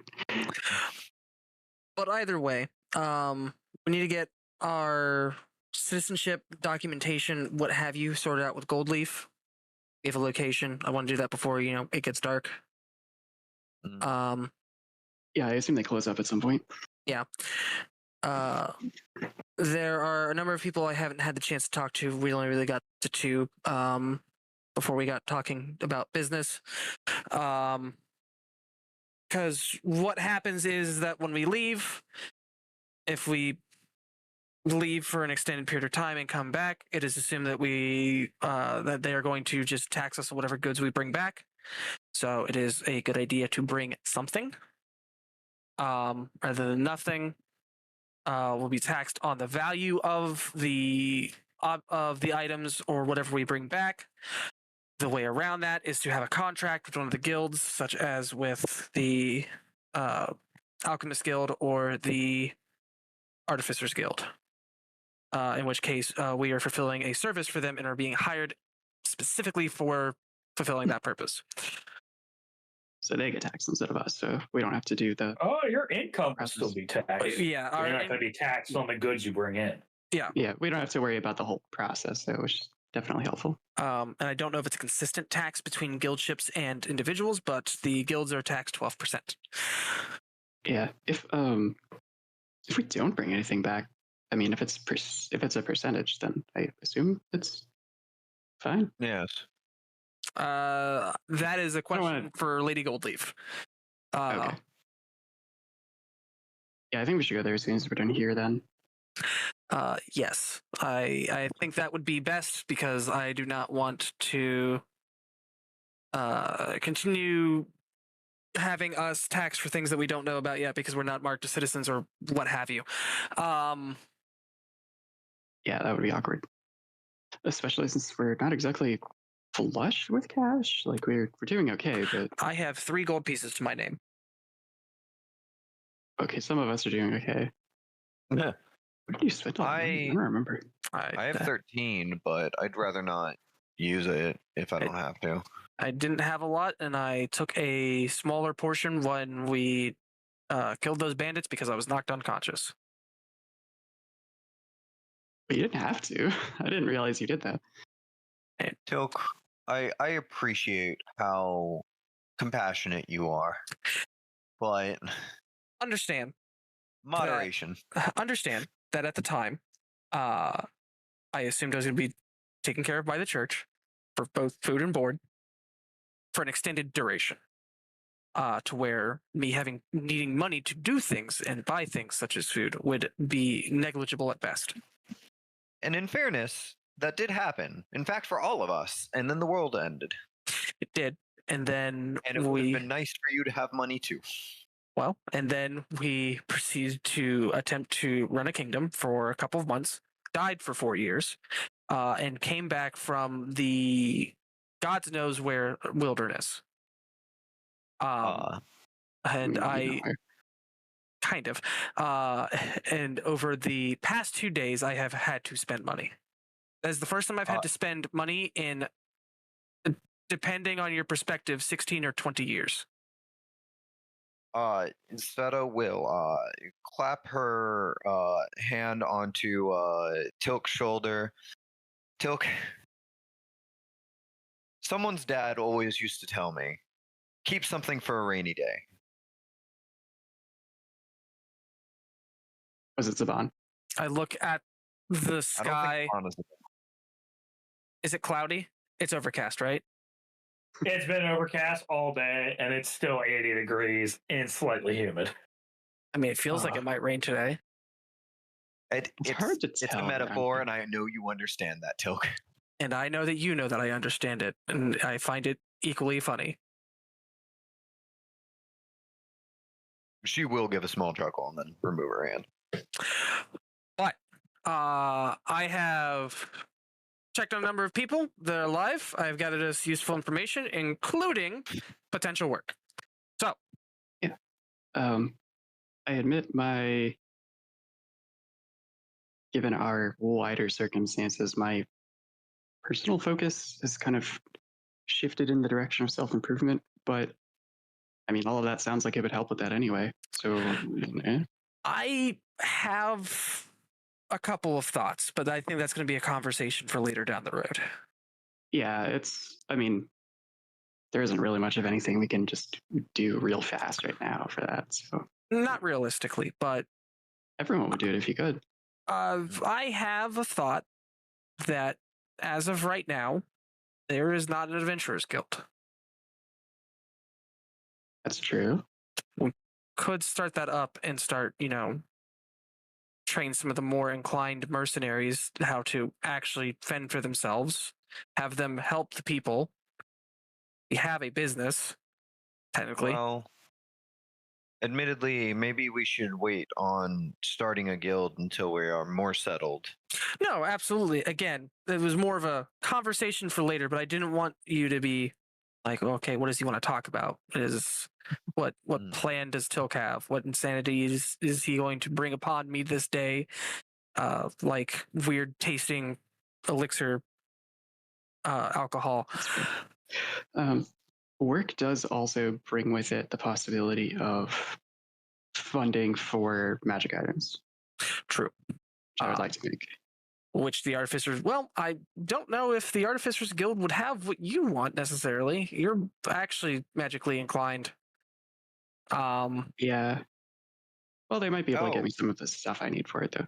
That reminds me. I wonder if our plans to make magical learning more widespread ever went through. Well, it depends on how you describe that, because the Alchemist Guild seems to have grown, and the Artificers Guild has their own dormitory for people that are learning. Well, before everything went down... Oh, you were going to say something, Leona? Back before we left and died, I actually only found one person. Granted, I didn't have long to search, but one person who would be reasonably capable of picking up wizardry. I never had the chance to really get anything off the ground, though, unfortunately. I hope they're doing okay. Well, we did talk to both the alchemists and the artificers about starting that work program, having people apprentice under the alchemists and then spread out to differing subjects as they needed to work or found interest. Oh, another couple of things. I apologize. Lots of things today. Well, yes, we were all busy. So they still celebrate Remembrance for the Queen. So that's nice. Admittedly, I didn't think about that, but with the whole noble fiasco, I suppose that wasn't assumed. Still a monarch. That's true. Another thing, the people that you see that are werebats, that is 100%, well, more than likely 100% by choice. I talked to Iselin, and by giving an offering to Gorath, she was able to ask for herself to be alleviated of the condition, and she was. Apparently, this was a common thing to happen. If people wanted it, they could keep it. If they didn't want it, they could get rid of it. Well, I suppose I need to take that off my list of 20 plus questions to play with Gorath. That is a relief to hear, though. Yes. I do wonder how Aldfair is doing. Though Dad might be able to tell me if I can. Assuming Airstill's back. Are you back? Yeah. Okay. If you're still up to take me to that meeting, after we get all of the tax information taken care of, if you still have time for that, Sure. that'd be really good. Yeah, still have time for that. Cool. Excellent. There you are. Also, I would like to see him too, clearly. Someone else I'd like to potentially speak to is Lou, Remind me again? leader of the mortuary. Oh, yeah. I don't think I ever met him. You did. He introduced us to the flayed corpse. That's right. When we found the organs. Yeah, corpse is actually a pretty strong word for that. The fine red mist. Yeah. Um, I'm sure Lou's been having a grand old time dealing with all that over the years. I mean, the followers don't have more followers than usual. But I feel like I've dominated enough the conversation with what was going on here. How was anything from Castian that we should know of? Well, he diagnosed me with anxiety. Okay, so maybe PTSD. Oh, well, that is different. We also learned that he can grow additional parts, but it would, if he does it too quickly, it can tax his energy reserves. Interesting. Yeah. His fuel would be spent. And he has his own preferences for what could or should be grown.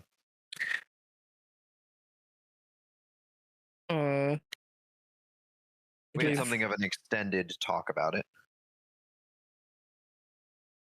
I see. Well, I'd like to keep to Castian's preferences because, I mean, if they have a preference to not doing something, I imagine that if they were to try to do it, they would not be very good at it. I don't think it's the case that they wouldn't be good at it. It's just that they feel it is antithetical to their being, their purpose. So it's a philosophical desire to not.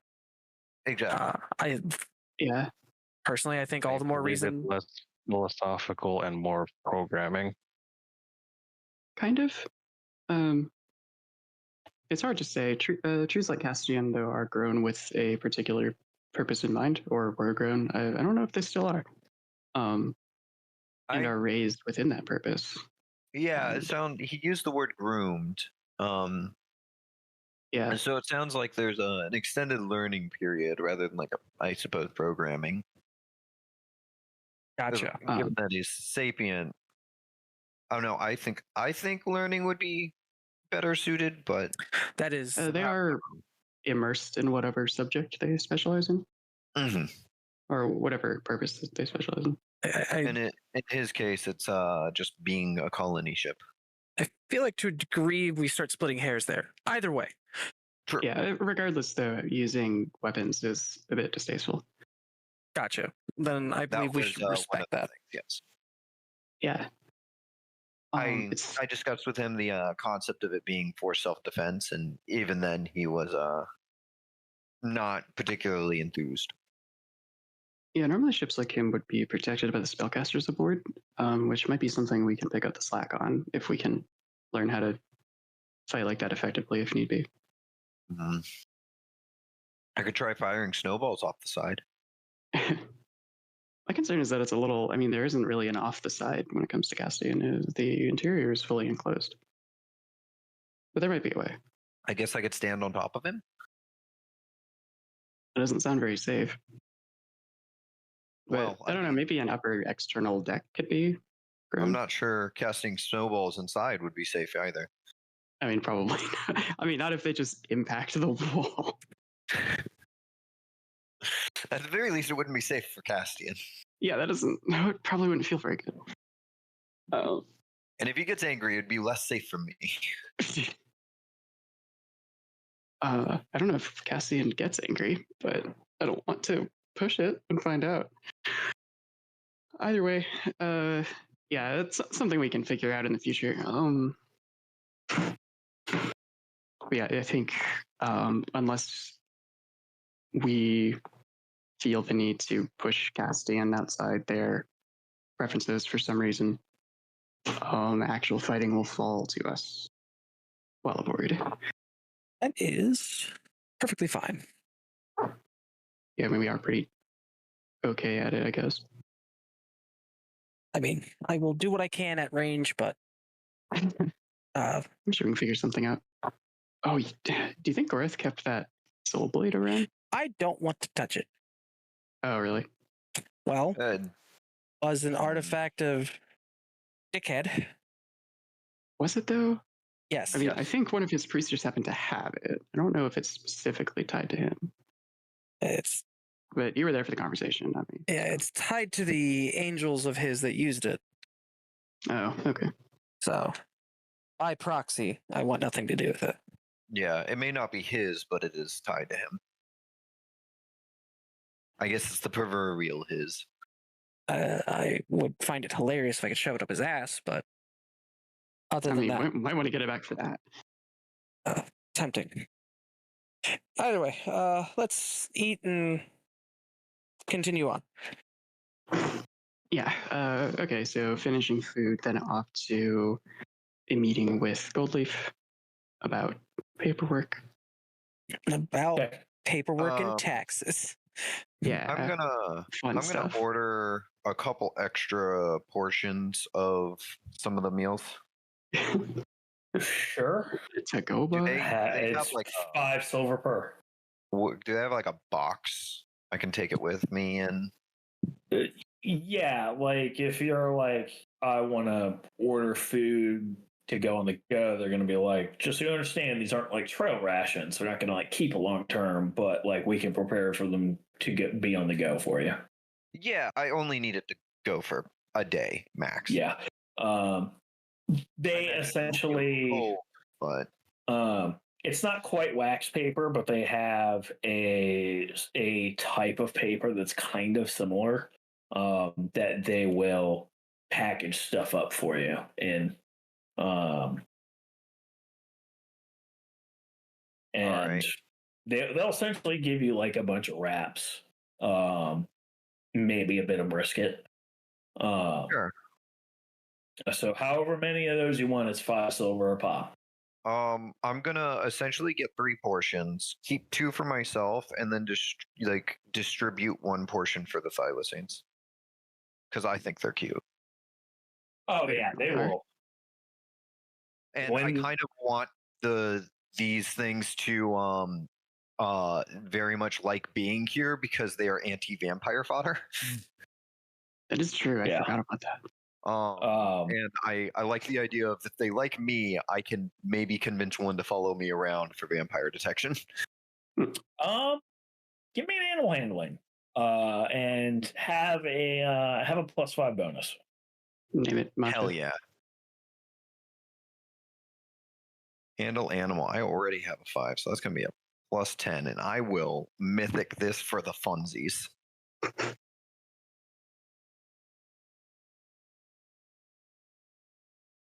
Wow, actually kill myself. Oh, God damn. I rolled a 3 and then a 1, and so I have a result of 14. There are several that initially gather around you when you start like giving multiple of them food. And you try to coax one to follow you, and none of them do. But once you get like 30 feet down the street, you realize there is one that is trailing behind your group, like 15 feet behind you. I'll take it.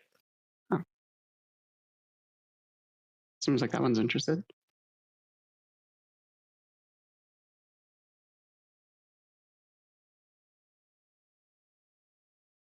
Thinking about the animals around here, I was kind of wondering if the size of so many of them has to do with the conjunction leading to Nominar so close by.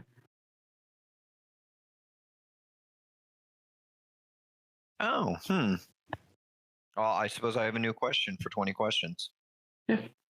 And Gorath, but it's kind of one question. Yeah.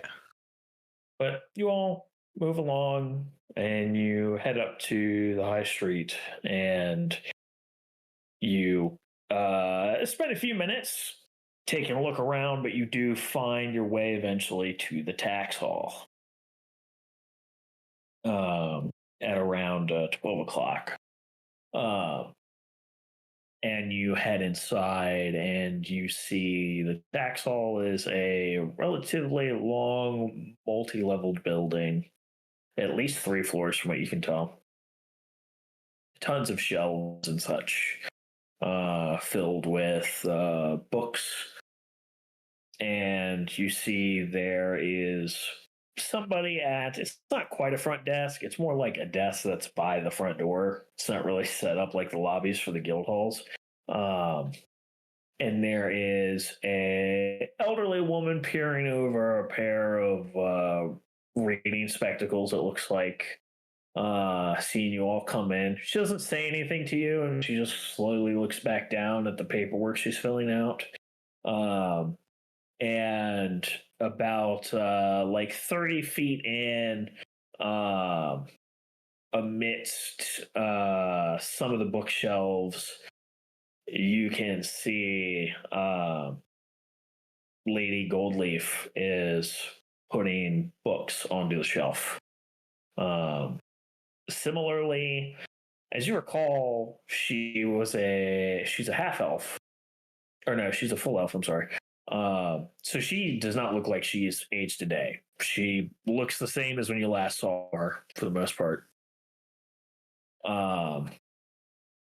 And so she's putting books on the shelf, and she turns and sees you all and is like, oh, and she puts down the book she still has in her hand on a table nearby, and at a semi-rushed walking pace, comes over. I had heard, but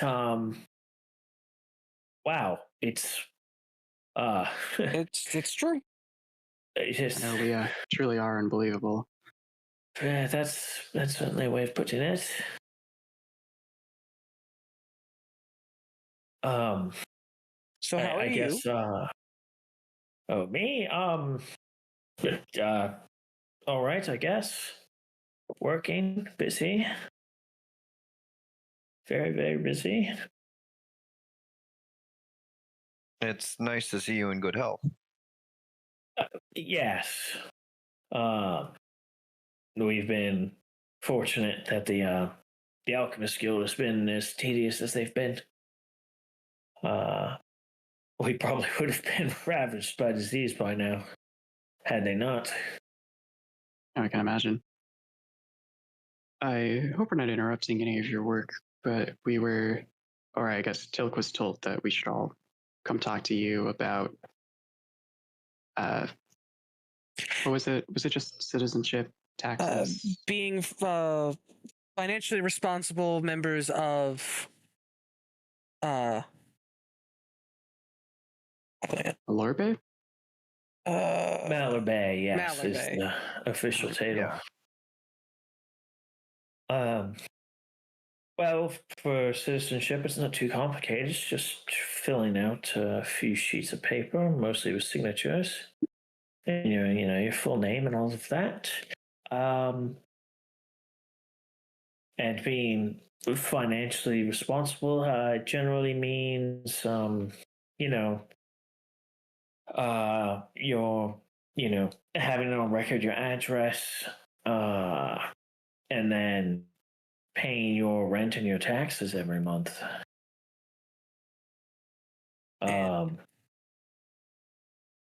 Yes. As you can imagine, well, we intend to go outside the city and procure goods for other individuals. I understand that is functionally a little different than most. I guess mercenary work is done in two ways. You either do it by contract, in which case you are taxed on your income at the end of the month like everybody else, and you have a signed contract with whoever it is you're doing work for, and or you can go out on your own volition and bring goods back to sell, in which case your goods are appraised at the gate and you pay taxes on that upon entering. I see. So we'd need to have the capital ahead of time. Either that or you would pay in a portion of the resources you're bringing in. Which makes sense. Yes. It is. So technically, this is written in where when you are doing that, you can technically postpone the payment if you would prefer to pay in coin. You essentially have to make that known and that you are, invoking your right to do so. A deferment. Essentially.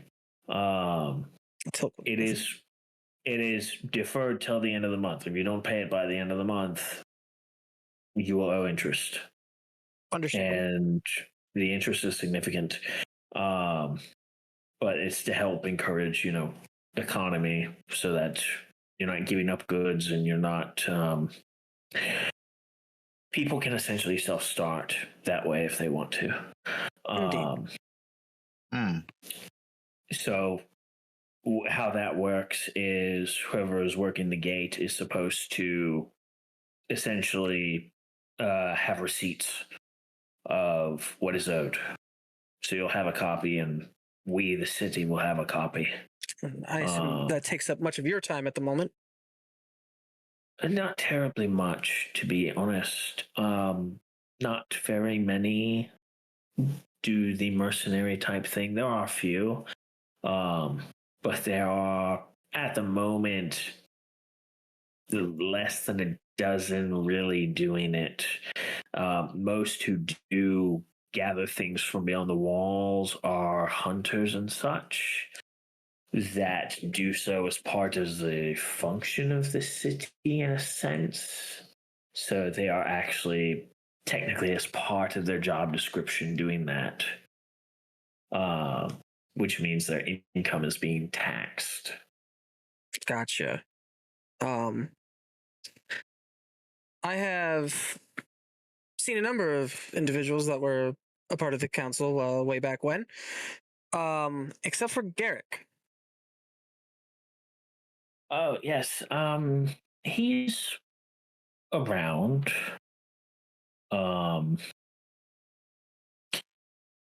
He's generally out and about.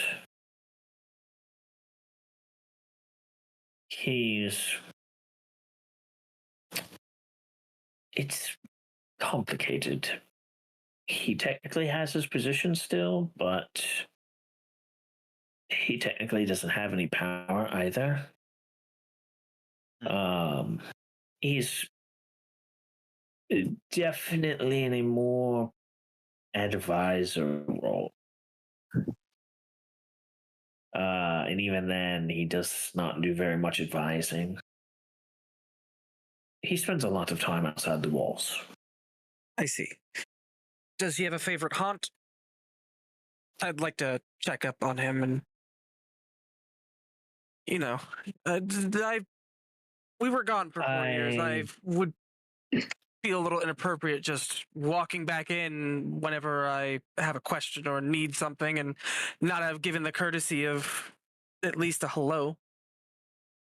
I'm not dead. I can't say for sure if he has a favorite haunt or not. I don't. Him and I don't really talk too much. We had a... you probably don't care. I do care. I'm missing 4 years of time. It's well, and she like actually starts turning a little red. We had a thing briefly, did not end well. I see. It was, I think it was a miscommunication of expectations. Anyways, Gotcha. I haven't really seen him much since then. He's thrown himself into the wilderness. So he is often gone for weeks, sometimes months at a time. As far as I know. I see. See that Silver Moon has a new position?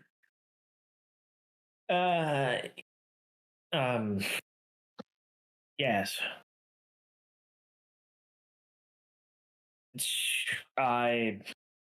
Well, I'm not going to pretend to know her mind. I guess I can say I don't really blame her. It's certainly strange.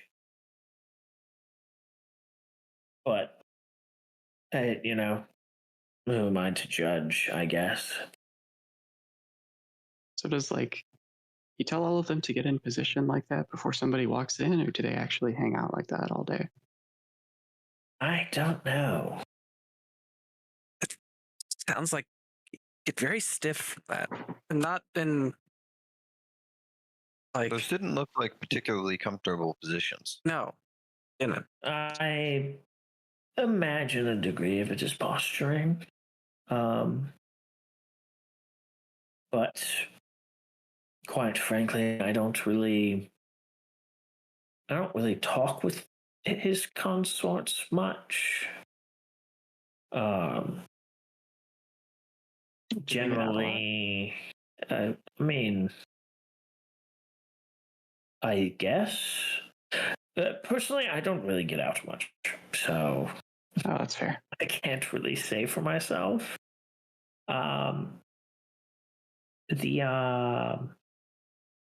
I generally deal with Rextor and the King, and as well as Roderick.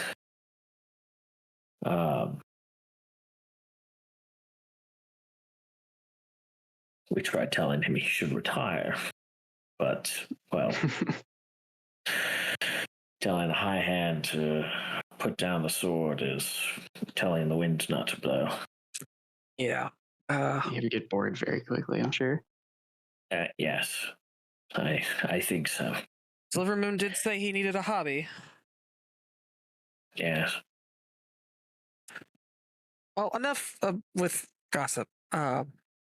I also came here to check up on you, see how you were doing, and I didn't mean to pry into more personal matters between you and. It's fine. It's mostly water under the bridge. Yeah.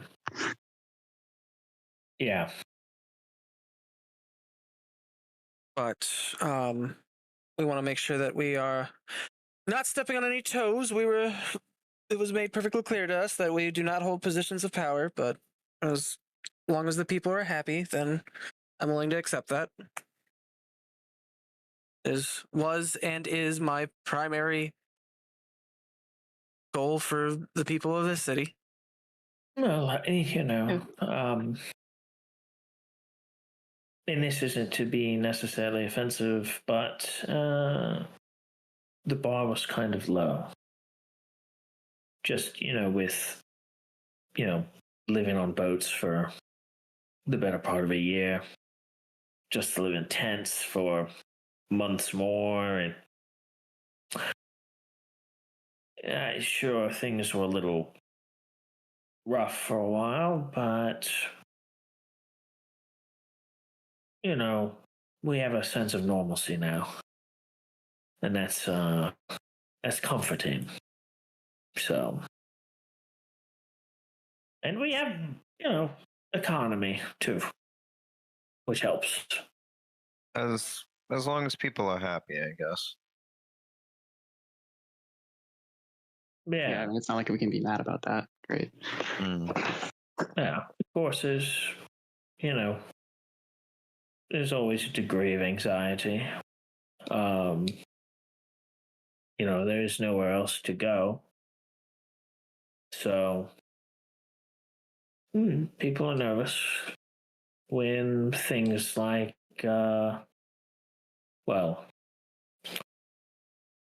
foreigners come up.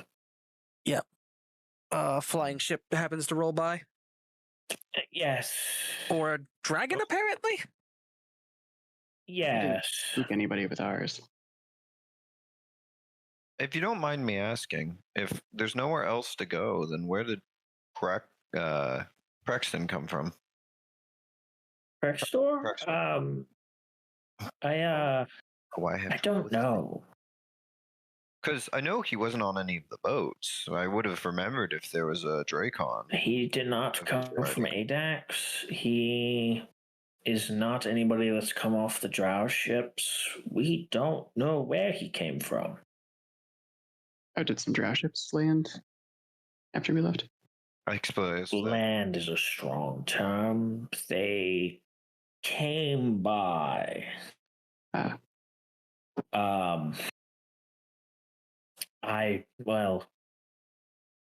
shouldn't spread rumors. I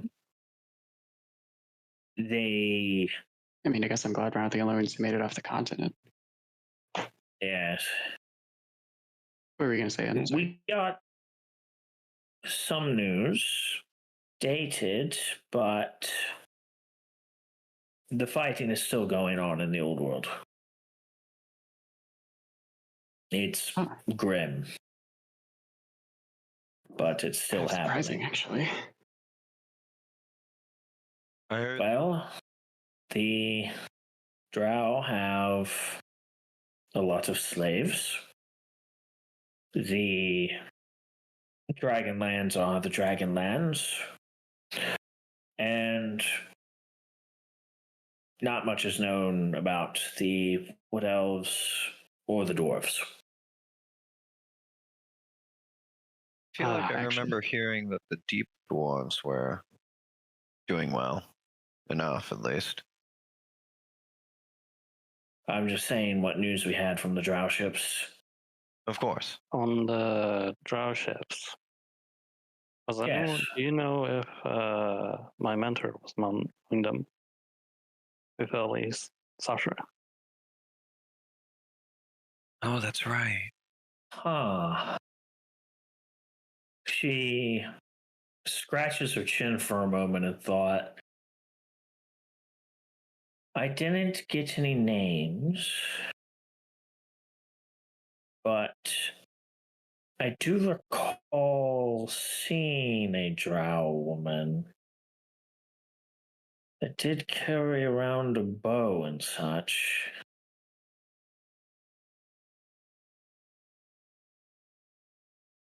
Definitely seemed to have a way about her. Kind of a loner. Kind of a... Yes.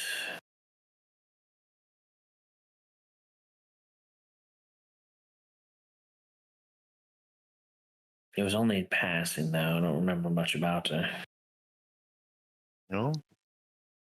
But, good news, I suppose. Yes. These Drow ships apparently have been, I don't know, going up and down the coast, I guess. Or something, I don't know. They apparently fled Adax before the rest of us did. That's what they say, anyways. That makes sense. Seems like a lot of people were leaving Adax before everything went down. Yes, and according to the folks at the docks, they are. She kind of pushes up her glasses a little bit. They are very strange to behold because they can submerge. Oh. Yes.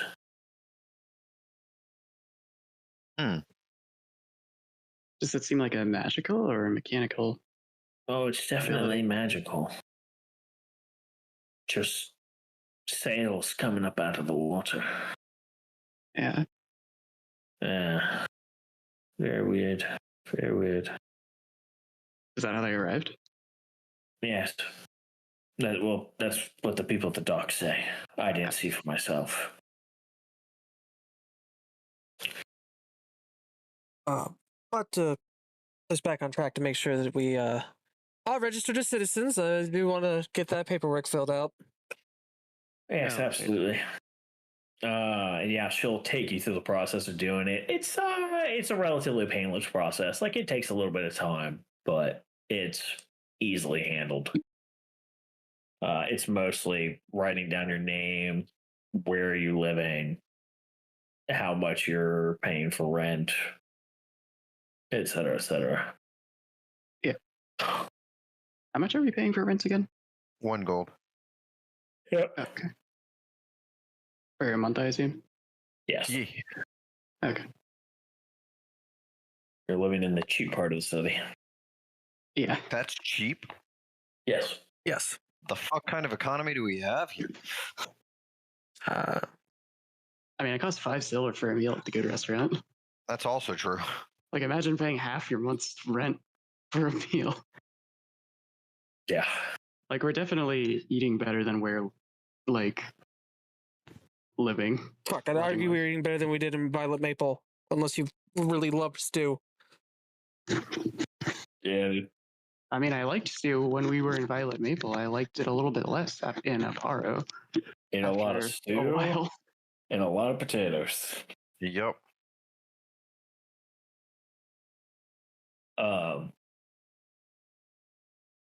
Yeah, you go through that process.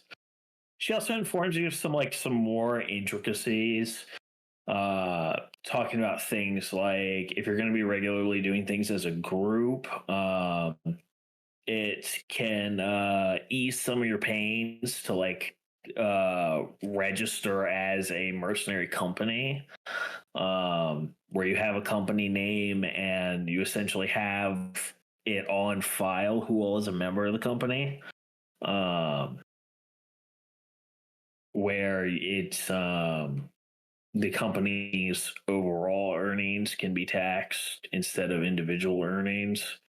But the company is obviously responsible for ponying up the correct amount and everything and figuring out amongst themselves how to handle all that.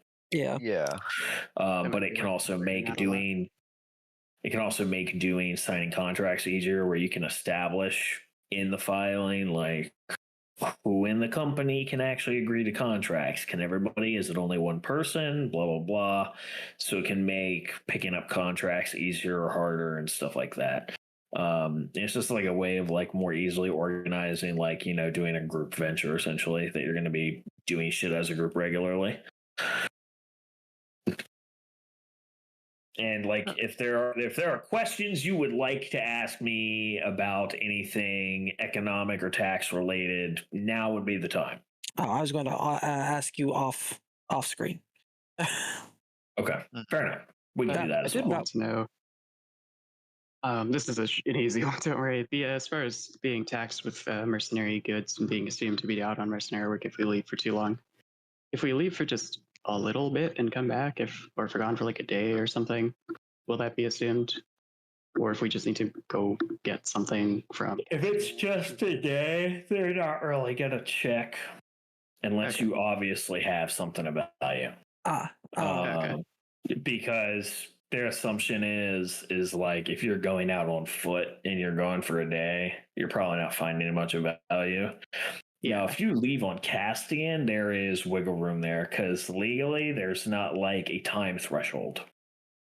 Yeah, but they're just those people on a ship that zipped over the horizon. Technically speaking, outside of quarry workers and farmers that operate outside the city, technically speaking, anybody can leave, and regardless of the amount of time that passes, when you come back, they can call for an appraisal.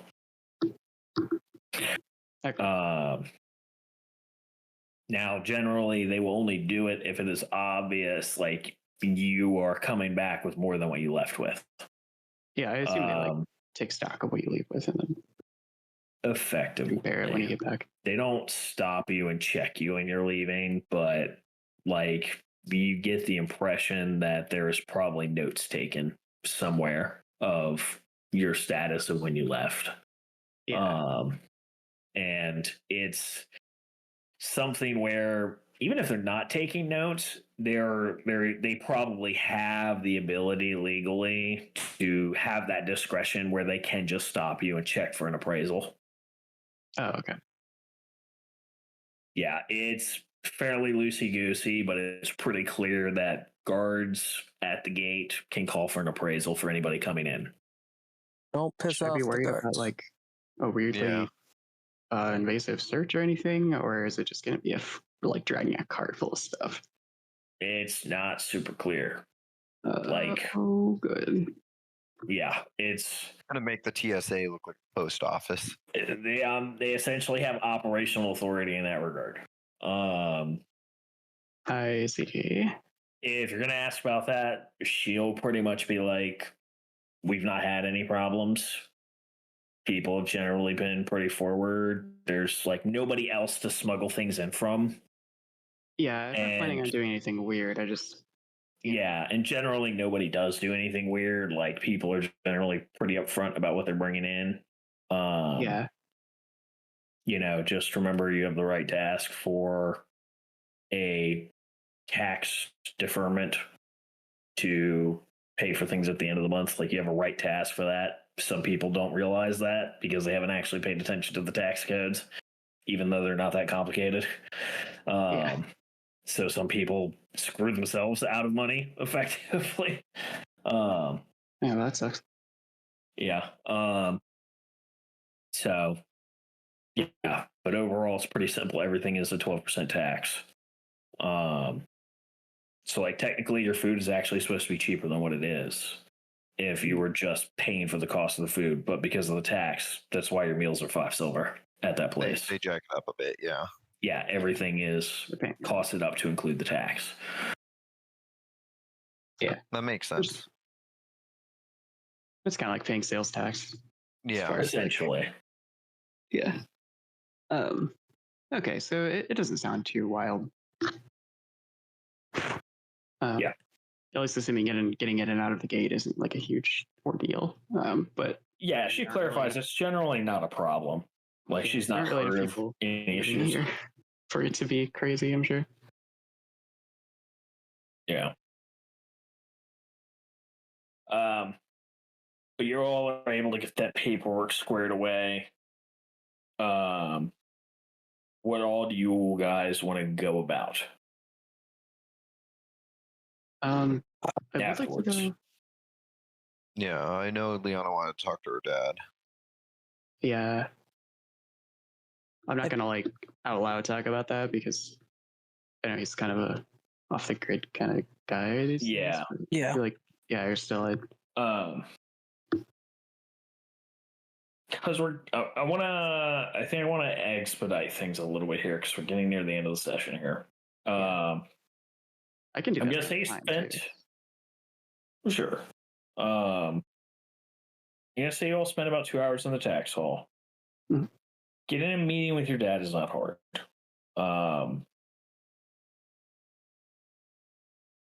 It is essentially going to evolve because when you all, because I'm assuming Ursula, are you going to show her where that like kind of hidden-ish room is in the tunnels? Yes, because that's just the only place I know of to contact him. Okay. Well, he's not there when you go there, so you do have to leave a note. Yeah. So you would know that it will probably be within the next day that he'll get the note, if not that night. Yeah. Can I reasonably trust that he'll be the only one in here, or are there some others that go through? I'll ask Bear still if he. It is. It's implied he is generally the only one down there, but never know for sure. Oh, okay. Because it's not precisely hidden.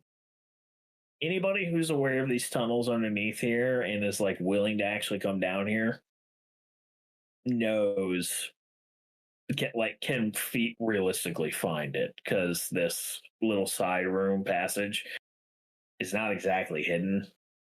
Like, I mean, it's a person-sized hole in the wall to get to it. Yeah, it's just innocuous. Yeah.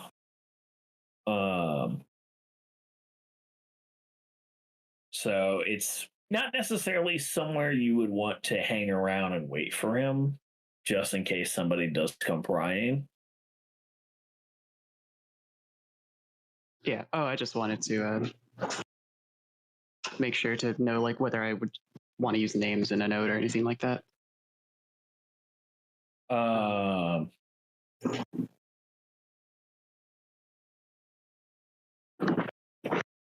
I think you would be smart enough to not put exact names. I think I would have used the code, honestly.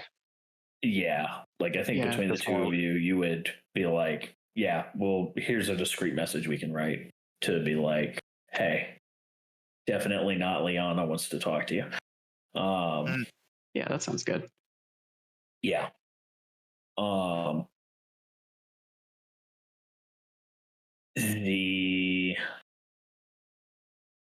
So while y'all are doing that, what is Rhea doing?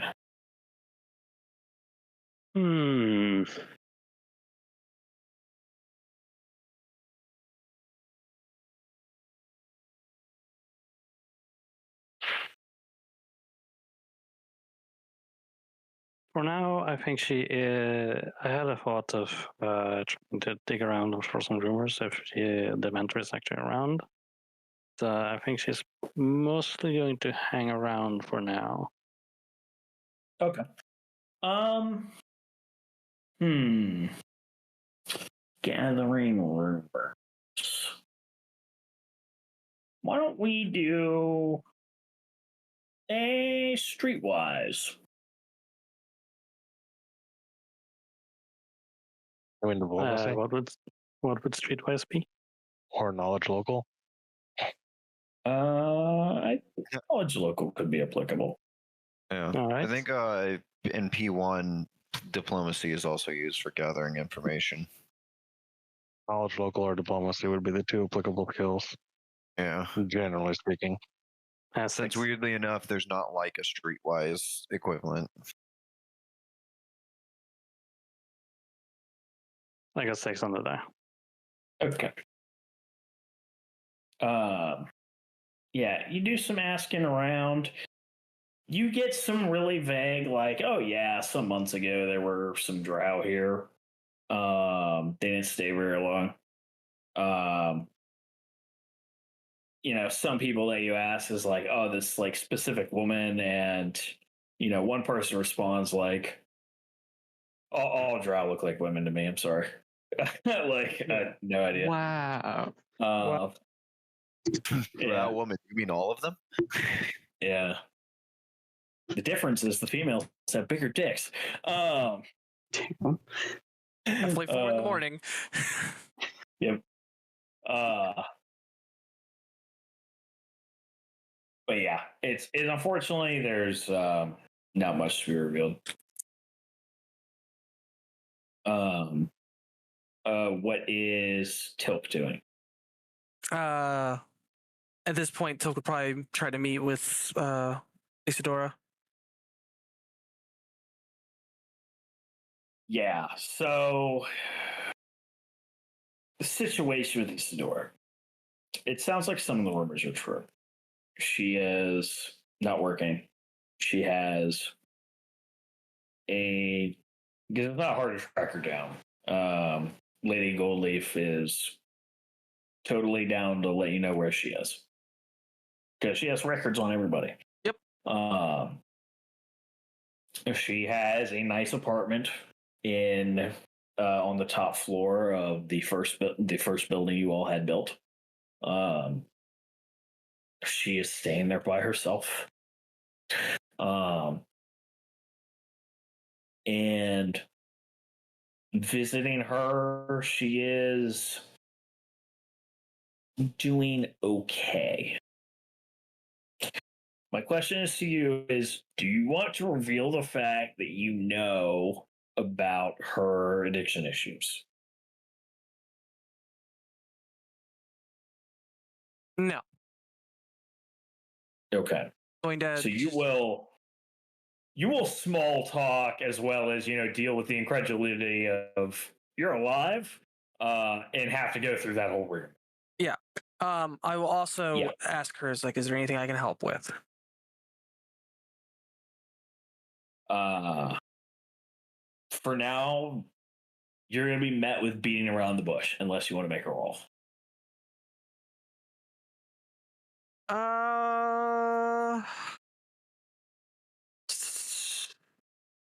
I don't know if diplomacy would be applicable here. Well, I will tell you this because you have insight in her situation. Yeah. You know she is effectively avoiding answering that because what she really needs help with, you can't do. Mm-hmm. Because her problem can't be fixed. Not without some divine level intervention. Or some maybe really high level magic that is just not accessible right now. Because as far as you know, that is the only really problem in her life. Because realistically, she has enough money, she doesn't need to work. So outside of, maybe, getting married or whatever.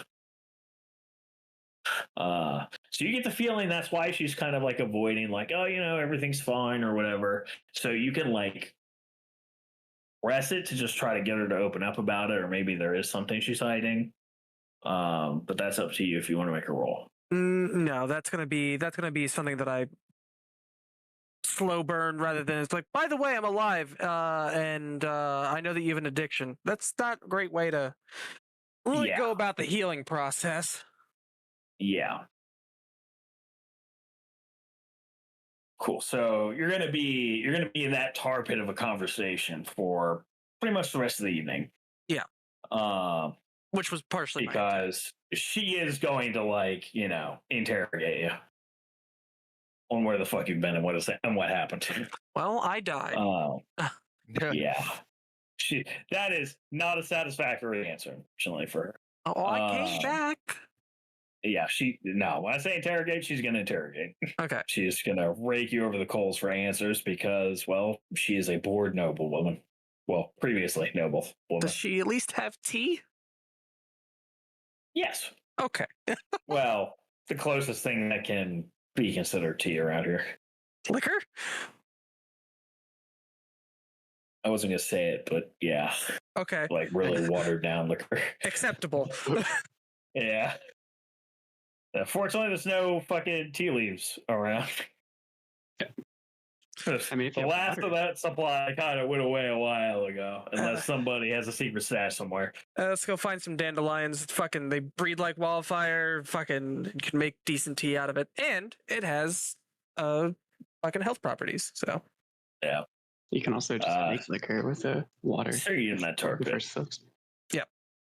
But can you just make the water and watered down liquor into the liquor that it's watered down with, so it's not anymore? I don't know. I haven't tried that spell today, so it doesn't matter. Oh. Speta. Yep. You are, doing your preparations. You're still vaguely being followed by this tiger dog. It occasionally kind of goes out of sight, but every once in a while it kind of loops back around. And after a while, it seems to have stopped following you. Oh, okay. But as you are making your way to visit Goreth, I need you to make a will saving throw. Oh boy. All right. I've got plenty of mythic surges, so I'll spend another. I've got bad feeling about these guys. You have a bad feeling about your bad feelings? Yes. I think Don't worry, that's how regular anxiety works. 20. Great. Nice. 27 total.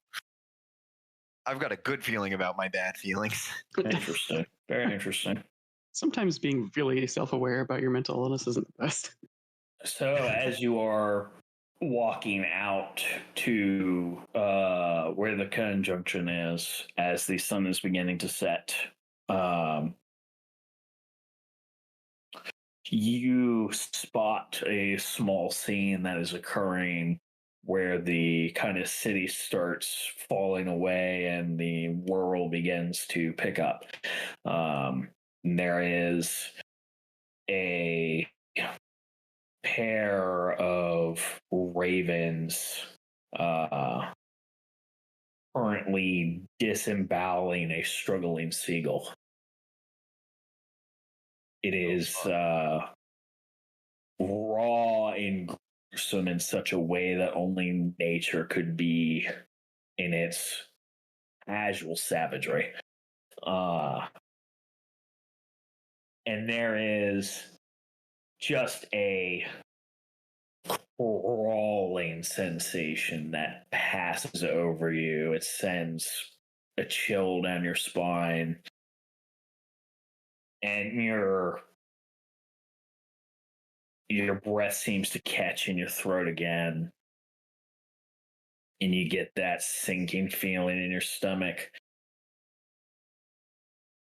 And you can't help but look around at the open sky that is still gray, but now vaguely tinged with orange with the setting sun. But you managed to push it down.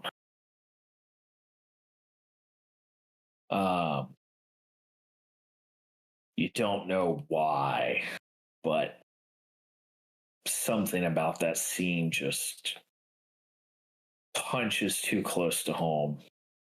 And you will progress onwards to the conjunction, letting those thoughts stew on your mind, and that is where we will end for this week.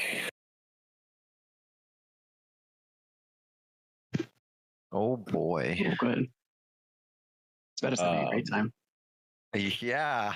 And I'm going to do something a little unusual. But you all are going to both gain a level and a mythic rank. I don't like that. I don't like that. As the winds begin to shift across the cosmos. I don't like that. Yay, but also, oh no. Sveta passing the will save has gained us a mythic tier. Oh. Damn, that's a good will save roll then. It's less Sveta passing will saves in that just because you're moving at your pace does not mean the rest of the world is moving at your pace. Cosmos moving at Cosmo pace. Yeah, that was like after my conversation with Cassilia, I'm like, based on like what we're involved in the long run, I think Cassilian's right. Like, gotta work on making ourselves stronger. Even though I do care a lot about the people here. So it is a little bit conflicting. I'm like, fuck. The world, though. What's happening? I'll get into reflection on this. Zach, at some point, we'll have to talk about Divine Bond. Oh, do you just go? Okay. Yeah, I just hit the level 5, so Divine Bond. I am not super familiar with it in Pathfinder.